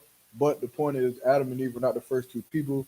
Another way that you can, just for time's sake, another way. Oh, go ahead. So like I said, I was just gonna say, couldn't I know somebody mentioned something like, okay, well, Cain and Abel married wives. I was gonna go there. Okay, well, Cain killed Abel. I think before he could have children. You understand? Don't fact check, but you know what I'm saying? I don't believe that Abel was able to get a wife. I'm not sure about that. I don't remember hearing that or being taught that, rather. But Cain killed Abel and was kicked out of the garden. You understand? And then not kicked out of the garden, but Slakia was disowned, not disowned, but his family kicked him out. Go, You understand? They what's the word I'm looking for? Yeah, because I was about to say disowned, so like not disowned. Banished. Hey, Banished. they told him to get the hell out the house. You understand? Like, you killed your brother. You got to move out. Get your stuff and move out. He traveled to the land of Nod. You understand? And he found a woman that was in a city that was already built, which is why it's asinine that Christians believe that Adam and Eve were the first two people on the planet Earth, because where in the hell did this woman come from? You understand? If it wasn't from another people, right? But if that don't answer your question further, say something and I'll give you some more precepts on that. But that should be enough. If not, you understand, take what you just learned and go ask your pastor, if Adam and Eve were the first two people on earth, where the hell did Cain's wife come from? That's right. You understand? Like, it makes no sense. Christianity is idiocracy at its finest, and it's dumb. Yeah, right. No sweat. But drop that. Let's go to The last thing, before we put off on that case, last thing we were on was Genesis 6 and 9. 6 and 9. Yeah, that's what So Genesis 6 and 9. Let's just talk about Noah, right? We could drop Noah. You understand? Of course, Noah lived through the flood. You understand? And his 3 sons, Shem, Ham, and Japheth. From them on down is how we got to Jacob. Jacob begot, you understand, the 12 tribes of the nation of Israel, which is who we are today, Blacks, Hispanics, and Native American Indians. That is our lineage. It is our heritage. You understand? It is who we are as a nation of people. We are not Black or African American or what else we call ourselves? Coon, wetback, Asiatic, Afrocentric, the original man. Right. You understand? To even say the original man is stupid, because we are the youngest nation on the face of the earth. You understand? We the youngest. We the newest nation is us. You understand? The Israelites. So is whatever. You understand? But we are not none of those things. We're not Egyptian. We're not Moors. We're not Muslims. Whatever other name that they got for us. We ain't that. You understand? We the nation of Israel. That is our identity. We are true biblical Jews according to the Bible. You understand? Yeah. So drop that. Goes back, not back. Let's see. There was one more I want to get. I want to see. We got time for it though. Where was the scripture? Still innovation. I think I wanted to drop that. I'm done on that. There's one more that I wanted. It's slipping my mind. Should have written it down. Is there any questions in the room? Any questions online that I could take?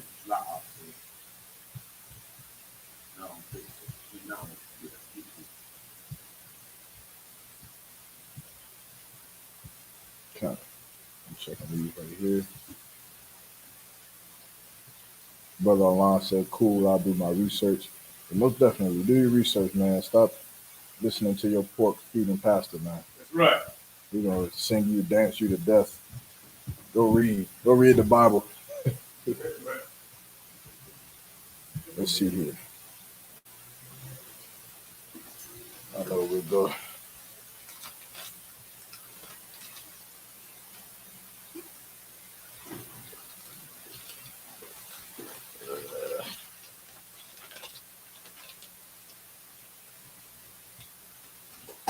Let's go to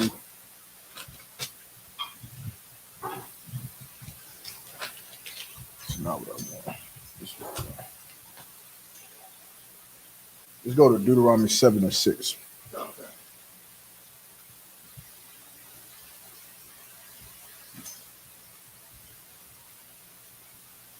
Break down a couple more misconceptions.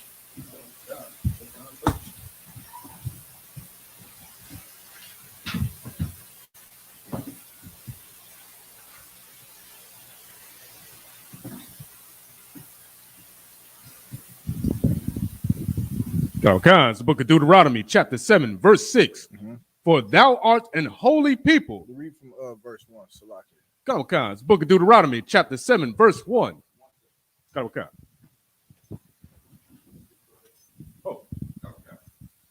Book of Deuteronomy, chapter 7, verse 1.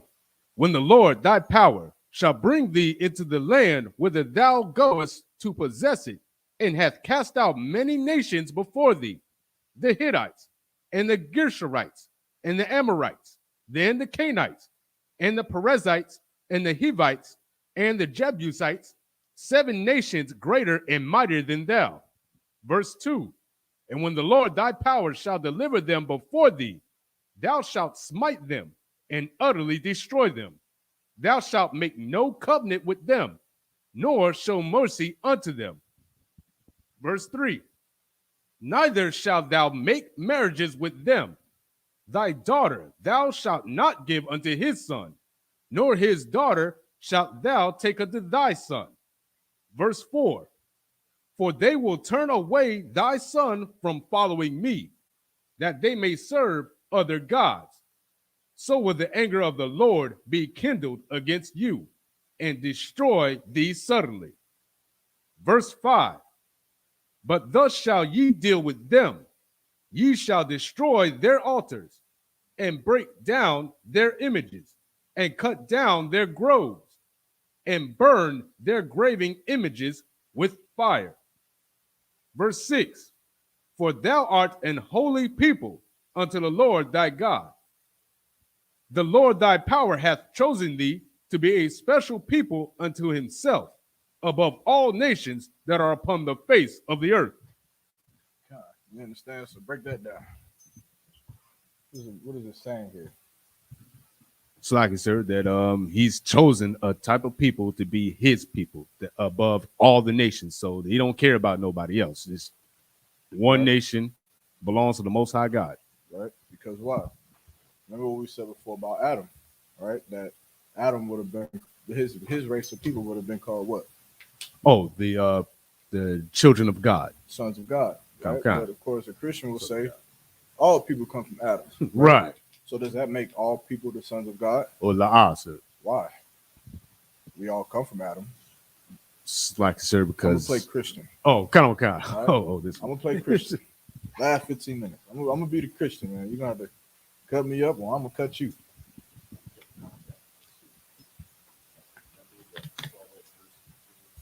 So we all come from Adam. Right? So if Adam's race of people, because you said, right? You said that Adam found his wife from his family.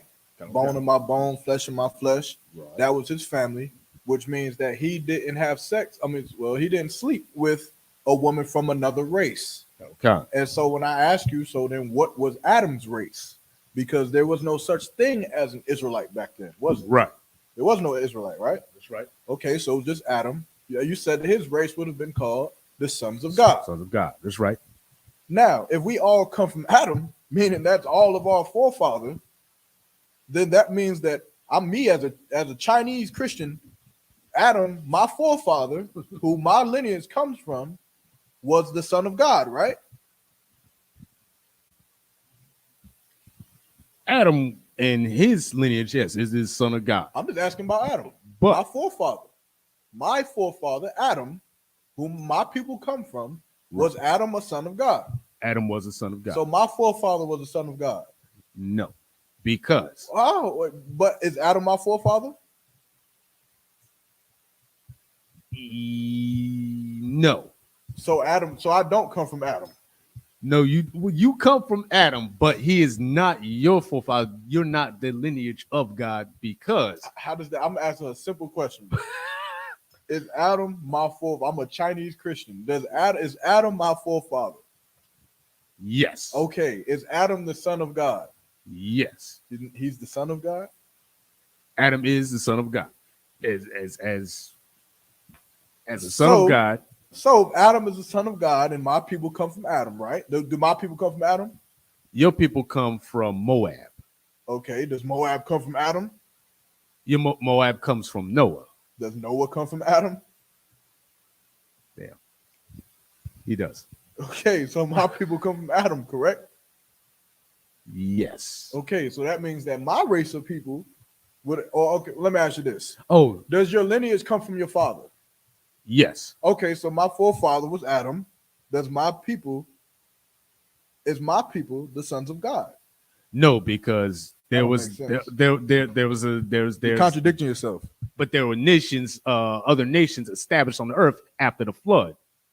These nations, although can all be traced back to Adam, the covenant that Most High God made with was Israel, a nation also came from Adam.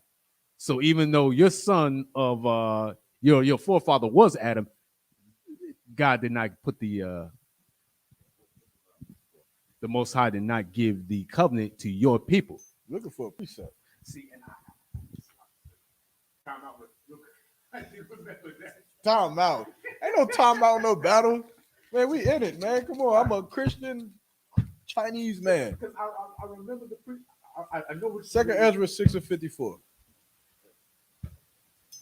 that's the one. Hey, you don't know you're gonna need that one. That's a heavy hitter right there. Oh, God. You don't need what Ezra was talking about.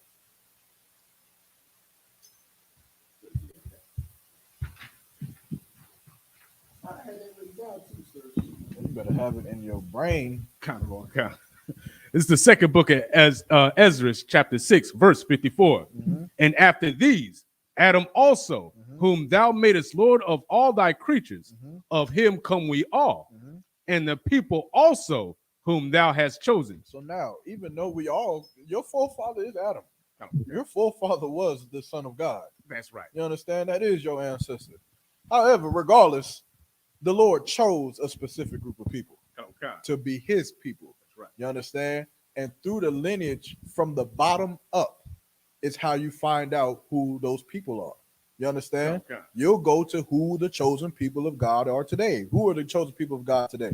The Israelites, sir, so-called blacks. Precept. You're going to have to cut me. I am a Chinese Christian because if you ask me, I'm going to say Christians are God's chosen people. Okay. I might say Chinese people. So you got the whole second Ezra. You got to go to another precept. Okay. Go to Romans 9:2. Unless you have something else. Go to wherever you want to go. Well, I was about to go to Go where you want to go. I'm the Christian. So like I shouldn't even be helping. okay. I was gonna go to The book of Matthew, chapter 15, verse 24. This Christ speaking right here is written in red. But he answered and said, I am not sent but unto the lost sheep of the house of Israel. Okay, that's who Christ was sent for. Okay. Yeah, that's right, brother. So, you're not my brother.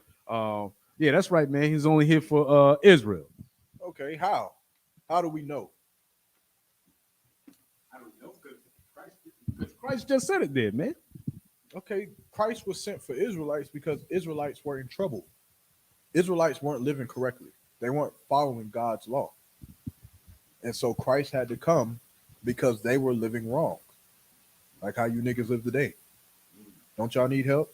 EBT, food stamps, I don't know. That Chinese man gonna just sit there and call me a nigga. drug programs. So, He might. it's He like- might. And what you gonna do if he do? so I'm not gonna do a damn thing because hey, we don't Crazy. promote I'm gonna do violence. something. Well, I'm slacky. I mean, okay, I'm gonna cut him to piss. Count on my car. Okay, And then I'm gonna tell him about how much dog and cat he eats right. and how he created COVID-19 by eating pangolins and bats. It's right. You you better blame, better hob on him. But go ahead, go to Romans 9. Romans 9:2. It's the book of Romans, chapter 9, verse 2. That I have great heaviness and continual sorrow in my heart. Who's this talking? This is the Christ, sir. This is Yahushua. Keep going. Verse 3. For I could wish that myself were accursed from Christ for my brethren. Now, who's this talking? Oh, Salaki. That's This is Paul. Paul. This is Salaki. Paul speaking. Apostle Paul. Right? So what does he say? He said, I could wish myself a curse from Christ. What does it mean for him to say that? To be a curse from Christ. cursed. For time's sake, separated. Meaning like he could wish that he never rolled with Christ. Never remember, like this brother right here.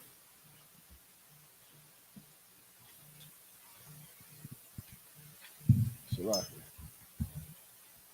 Okay. Salaki. This brother right here is saying that he wish Christ was the greatest man ever walked the face of the planet Earth. You understand? Right. He said, I could wish myself a curse from him, meaning separated from him. Never met him. Okay. Never got to see the things that I saw, to experience the things that I saw. You understand? For my brethren, right? Keep going. Okay.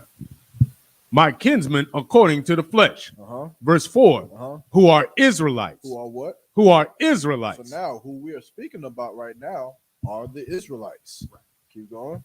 Okay. Not the Chinese man, That's right. not Moab, not Ishmael, but Israel. Keep going. To who pertaineth the adoption. What is the adoption? The covenant, sir. No. The adoption of the being chosen by the Most High. Bringing chosen back. Remember? Oh, slightly, because we were separated. That the covenant was broken, so we were brought back. So that's right. We're being adopted back into the covenant. Keep going. And the glory, and the covenants, and the giving of the law, and the giving of the law. Keep going. And the service of the power, and the service of the Most High. So now, who is this talking about?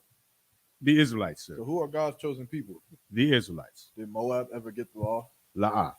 Did Ammon ever get the law? La'ah. Amalek? La'ah. Ishmael?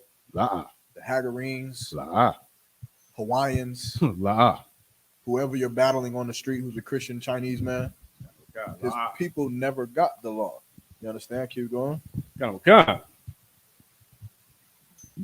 Verse 5. Whose are the fathers, and of whom, as concerning the flesh, Yahushua came. The what? As whom, and of whom is concerning the flesh, Yahushua came. The flesh. What does flesh mean? Oh, that's your skin. That's your people. Your what? Your family. Your family. Concerning your family. Meaning what? That this is a family ordeal. This is a family matter. You understand? This has nothing to do with every nation on the face of the planet Earth. Right. This has something to do with Blacks, Hispanics, and Native American Indians. You understand? So God chose us. He gave us the law. He gave us the glory. He gave us the service of the Most High. You understand? He gave us the adoption, and he gave us Christ. You understand? He didn't give it to anyone else. So now, is there any more on that?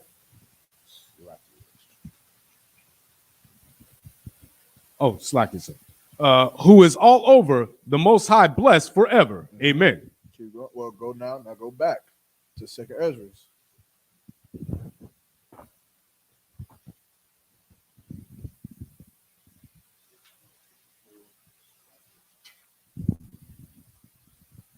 The book of 2nd Ezra, chapter 6, verse 54.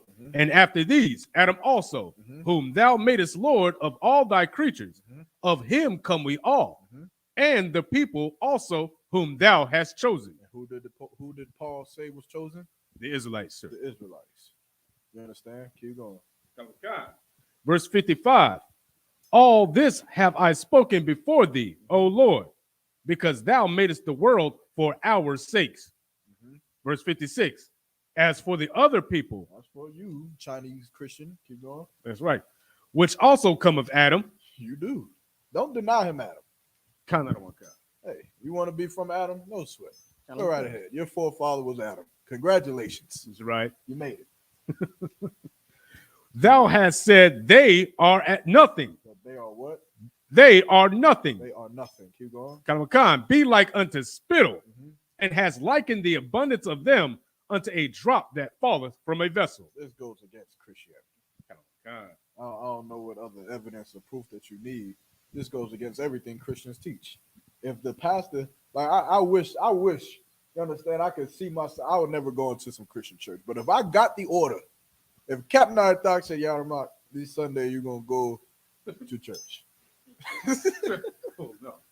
And you're going to go in there, you're going to sit in the front, and you're going to raise your hand, and you're going to ask the pastor to read the scripture. Good night. I wish I can just say, hey, Pastor, what is 2 Ezra 6:54 mean? Can you please break that down? I know nobody ever asked you questions, but I'm from Africa. I'm different. Right. And I somebody get up and read it. Like, hey, read it, Pastor, read it. Read the good book, the good Lord's book. Right. And he reads this. I'll just wish I could see his face and him just stumble upon his words trying to break that down. But you see, nothing actually means something. Because to have something, you must first have what? Nothing. Like, where the hell you going? Man, God. good night.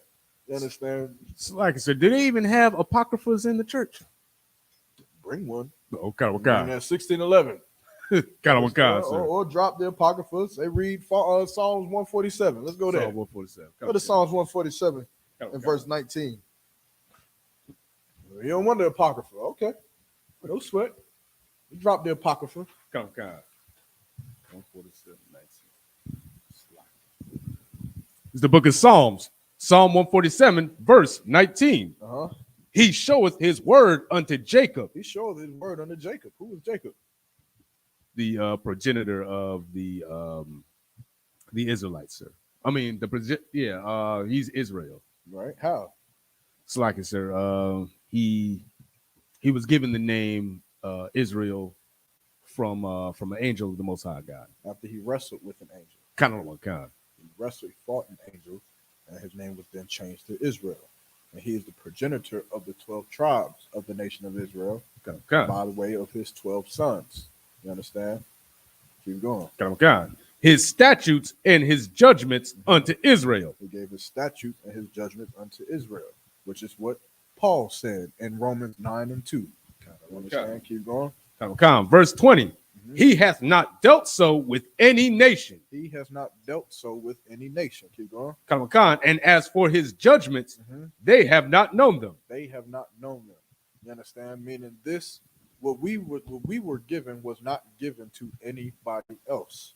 You understand? There was never a time where the law was given to our oppressors or to Chinese people or to African people.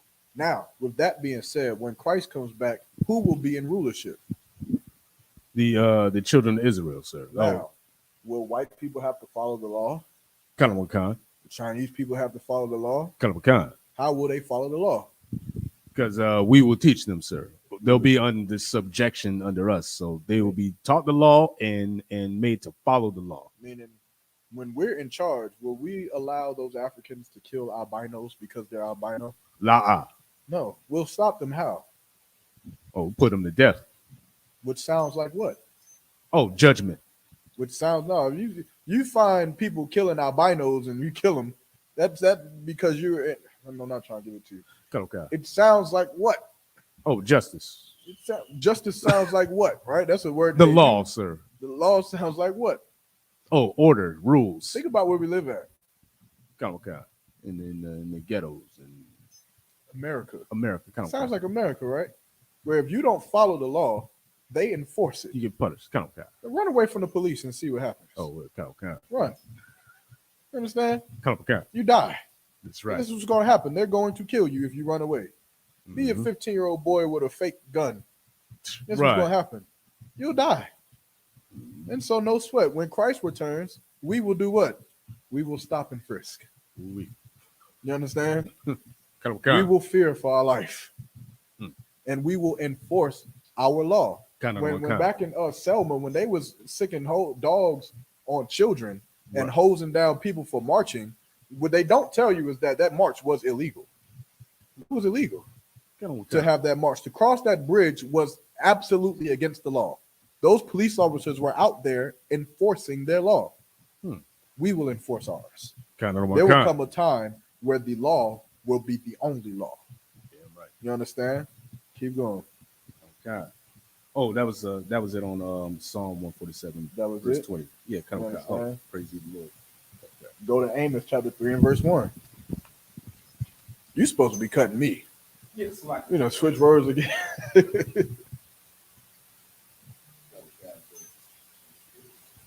yes, like I just wanted to, in case, because of the apocrypha, they might try to. The apocrypha. You don't need the apocrypha. to show you that God is a racist. The Most High is a racist. You understand? All throughout this book, everywhere you go, he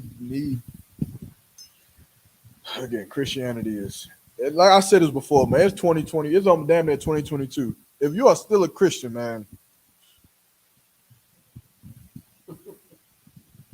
Okay. It's the book of Amos, chapter 3, verse 1. Hear this word that the Lord has spoken against you, O children of Israel. Of who? O children of Israel, against the whole family which I brought up from the land of Egypt, saying, verse 2, you only have I known of all the families of the earth. Can it get more clear than that? You only have I known from all the families of the earth. Meaning what? He ain't dealt with no one else. That's right. And he doesn't have to. You understand why? This is for time's sake, I'll paraphrase, but there is a scripture that says that we would be, the nation of Israel would be a pillar for other nations to astonish after.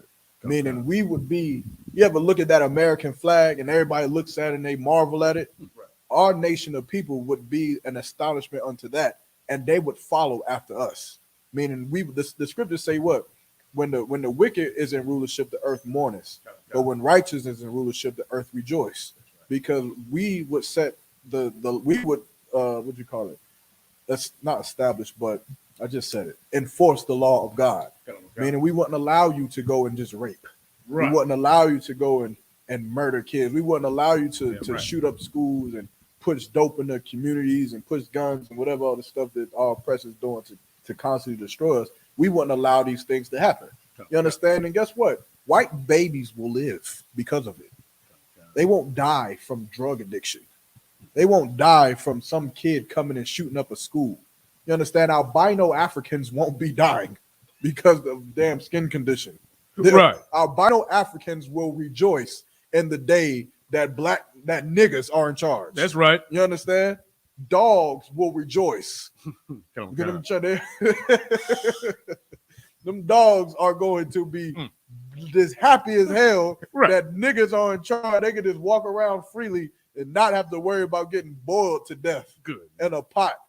The ocean will rejoice. The ozone layer will rejoice that we are in charge, because we won't do the buffalo extinct. Good night. All the way out. If I'm not mistaken. I thought there was some slacking. Well, if it is, then they will rejoice. You understand? They don't have to die because for any old dumb reason that they're killing. They used to just run buffalo off cliffs. Just run them off cliffs and just so they just fall and die. Just also they could kill the Native American. But the earth will rejoice, man, because we would enforce our law. You understand? And that is not Christianity. Right. You understand? Christianity is a religion for those who have been suppressed into nothing. It is for those who have been defeated and are slaves. You understand? You even listen to Christian music. It's the most disgusting music on the face. Like, it's Christian music is just, my people have been destroyed. We have nothing. My sons and daughters have been raped. We die every day, but we have a little ounce of faith in God. And hope. We destroyed. We're nothing. Our people are tarnished. We're tired, but we have hope that one day something magical will happen. And that's Christianity. Right. You understand? Where, as a matter of fact, we going to end on this. Give me, since we're talking about this song, give me Exodus chapter 15. Okay. You understand? Give me the song that Moses sung. You understand? Because like I said, Christianity and this Bible, they're completely two total different things, man. That's right. You understand? Christians sing about defeat and about losing. Christian is a bunch of losers who are selfish, who don't give a damn about the well-being of their children. That's right. You understand? They believe that like the life that we live is just supposed to be this way for the rest. Like, I don't get it. You understand? I could not be a Christian, man. I could not accept the fact that my children have to live in this. I cannot accept the fact of living in a place where all my people are mourning and we're dying before the age of 21. Right. And we're suffering from drug addiction and we're killing each other through gang violence and we're killing our babies through abortion and we're dying and we're leading in homelessness and leading in unemployment and Right. leading in AIDS and HIV and high blood pressure and cardiac arrest and brain aneurysms and gout and just all kinds of dysfunctions and leading in terrible housing and terrible educational systems and terrible public transportation and no help and just dying by the hands of our oppressor and then going into some stinking church and just putting our head down and saying hallelujah. Right. For what? What are we hallelujahing for? Damn. Your people are dying outside of that church and you hallelujahing when you should be outside fixing those people. That's right. You understand? You should be outside fixing those brothers, man, teaching them how to live their life the correct way. But instead, you inside some stinking church, hallelujahing for a goddamn for a small feeling. Kind. Right. You understand? Like a crackhead. You go to church, you live in a terrible life. Your life is terrible. Right. And you go to church for a fix. Your whole life been terrible all week. You go to church and you just hallelujah. Right. And you get that small fix. And then you go through the rest of the week and it's terrible. Come on. And you complain and you curse. Right. You curse out your children. You beat them because you're mad. That's right. You rob, rape, and murder your family. You don't speak to your family member. And then on Sunday comes, you go and you hallelujah, get a fix. Right. Like a goddamn crackhead. Good. Christianity is a drug, man. That's right. Understand? Find me where the song is. Come on, The song of Moses. This book of Exodus, chapter 15, verse 1. Mhm. Then sang Moses Mhm. and the children of Israel Uh-huh. this song unto the Lord, Uh-huh. and spake, saying, I will sing unto the Lord, Uh-huh. for he hath triumphantly, hath triumphed gloriously. Uh-huh. The horse and his rider hath he thrown into the sea. Moses said, I'm gonna sing unto the Lord that for he have triumphed gloriously. That's right. You understand? He's talking about winning a war in which his people don't have to be whipped. Damn right. He's talking about living a life in which his people don't have to be slaved anymore. That's right. In which his people don't have to live in the burials in the ghettos of the bottom of Egypt. He's talking about a life where his people are free. Right. They can go and marry who they want to marry. They can go and worship who they want to worship. They can have a life that they can go now choose to do what the hell they want to do. They don't have to be slaves. They're not in no church singing about. I don't know what the hell they be singing in church, man. So like I said, they be singing like love songs to the Lord. Like I don't know what the hell they doing. Like Look, they be singing every song. They be turning songs into gospel songs. Right. Okay. Good night. Keep going. He said what? He said for he have triumphed gloriously. You understand? Keep going. Verse 2. Uh-huh. The Lord is my strength. Now go back up. Oh, the horse. The horse and his rider hath he thrown into the sea. The horse and his rider hath he thrown into the sea. You understand? Keep going. Verse this is what 2. Moses sung about. Y'all love Moses. That's right. Y'all love Moses. Y'all make movies about Moses. Y'all everybody know Moses. Well, this is what Moses. So this is his song. Keep going. Verse 2. The Lord is my strength and song, and he has become my salvation. And he has become my salvation. You understand? Keep going. He is my power, and I will prepare him an habitation. My father's power, and I will exalt him. Verse 3. The Lord is a man of war. The Lord is a what? A man of war. The Lord is a man of war, not a man of gospel music. Right. And tambourines and goddamn organ. Keep going. The Lord is his name. Verse 4. Pharaoh's chariots and his host hath he cast into the sea. Pharaoh's chariots and his host hath he cast into the sea. Doesn't God love everybody? Right. Why would Moses sing this song? Keep going. His chosen captains also are drowned in the Red Sea. Good night. You're talking about the chosen captains are buried at the Red Sea. Keep going. Yeah, right. Verse 5. The depths have covered them. They sank into the bottom as a stone. Good night. Keep going. Verse 6. He's going into details about how the Lord killed them. Keep going. Thy right hand, O Lord, is become glorious in power. Thy right hand, O Lord, hath dashed in pieces the enemy. Good night. Keep going. Verse 7. And in the greatness of thine excellency, thou hast overthrown them that rose up against thee. That don't sound like gospel music. Right. Keep going. God, thou hast, it's like it, thou settest forth thy wrath, which consumed them as stubble. Verse 8, and with the blast of thy nostrils, the water were gathered together. The flood stood upright as an heap, and the depths were congealed in the heart of the sea. Verse 9, and the enemy said, I will pursue, I will overtake, I will divide the spoil. My lust shall be satisfied upon them.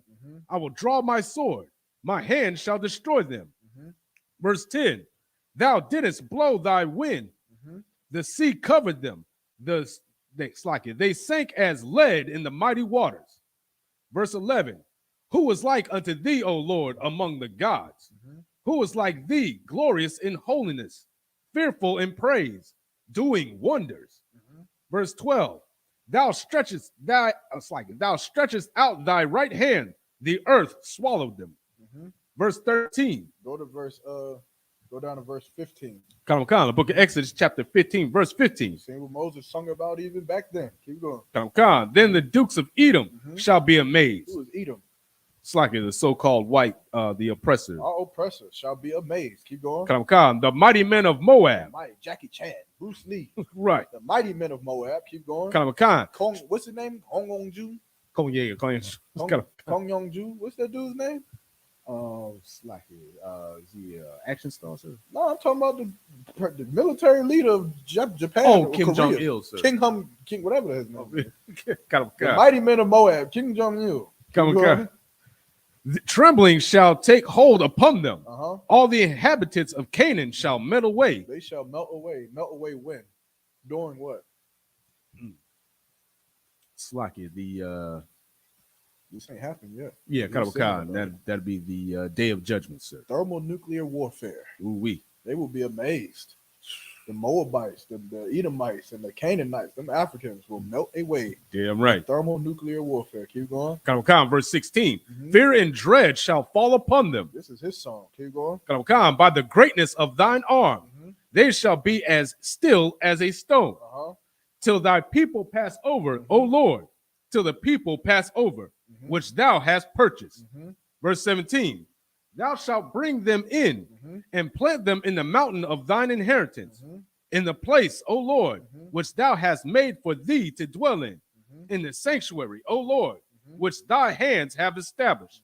Verse 18, the Lord shall reign forever and ever. You can stop there. You understand? This is what Moses sang about. Oh, that gospel nonsense, man. You got to cut that out. There ain't nothing to be singing about right now. Damn right. You understand? There's people outside that church who you won't even let in because they don't have a job or they don't have money to give. Come on. You understand? And it's so, I don't remember the last time I went to a Christian church, man, but just thinking about it, those people are disgusting. They are disgusting people. Like, have you ever just been around a whole bunch of kids and they was just dirty and you just like, man, don't touch me, man. Like, move, man. Stop trying to touch me, man. That's how Christians act. That's how they act. They be walking like they just so better than everybody else. Like, don't touch me. And they move so slow and do stuff with their hands and stuff. It's nasty. It's just weird. It's like, yo, I don't like you. You understand? Right. Guess what? They hate each other. They hate each other. They be in the background. Look at Maybelline, just that big old hat. Right. They gotta have the biggest hat in the room, be hitting everybody in his face. It's a whorehouse, man. It's just chaos in that place, man. Damn right. Good night. But no sweat, man. This is the song that Moses sang, man. You understand? This is what we should. If you heard our songs ain't far off. Right. You understand? If you ever heard Babylon is Falling, then we right on par as to what Moses was talking about in verse 8. You understand? But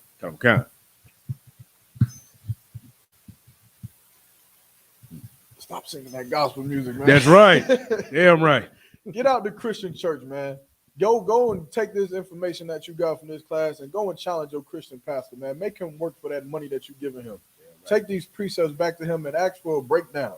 Stop letting these Christian pastors get away with just singing a song and dancing and bringing out the collection plate. I was talking about the organ though. They love that goddamn organ, man. Right. I hope Command Jenny get a man one day. We just go in there and raid the church and then whip it like Christ went in there and whipped him out, man. I'm gonna be front and center.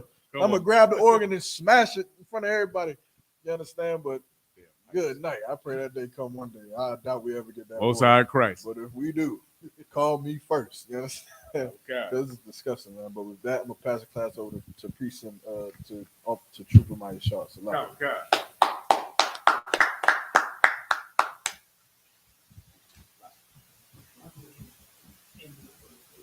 Yeah, we did.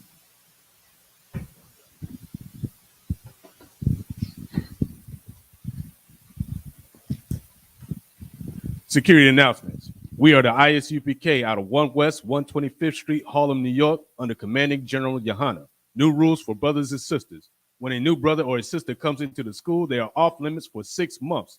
They are to be saluted only. They are here to shed themselves of the world. After 6 months, if a brother or a sister has an interest in a particular person, he or she must get permission from the head to speak to a brother or sister. There's another 6 months in which the brother or sister will court each other. After this 6-month period, the brother or sister will get permission from the head to marry. Tithes, which is a commandment. You can find this in Numbers 18 and 21 and Malachi 3, verses 8 through 10. Means 10th in Hebrew and is pronounced ma'ashra. 10% of every penny of any increase the Lord gives you, you give to the Treasury Department or teacher. Priest fund, free will offering for priests, not mandatory. Whatsoever amount you would like to give. Upcoming holy convocation of the Feast of the Purim, sir. I'm not sure. It should be behind. If it's not up there.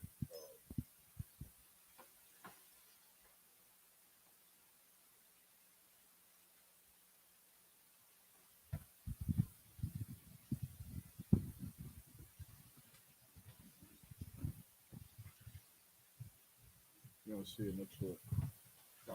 Don't worry about it. It's like we'll get back to you with the upcoming holy convocation. Remind Akim and Akwathian to check on social media such as isupk.com, Facebook, Twitter, YouTube, and so on for Isupk events and materials. If a brother wants to be a trooper in the school, then he needs to start wearing all black, which includes black boots, t-shirt, pants, headband, and scarf. And with that, back here.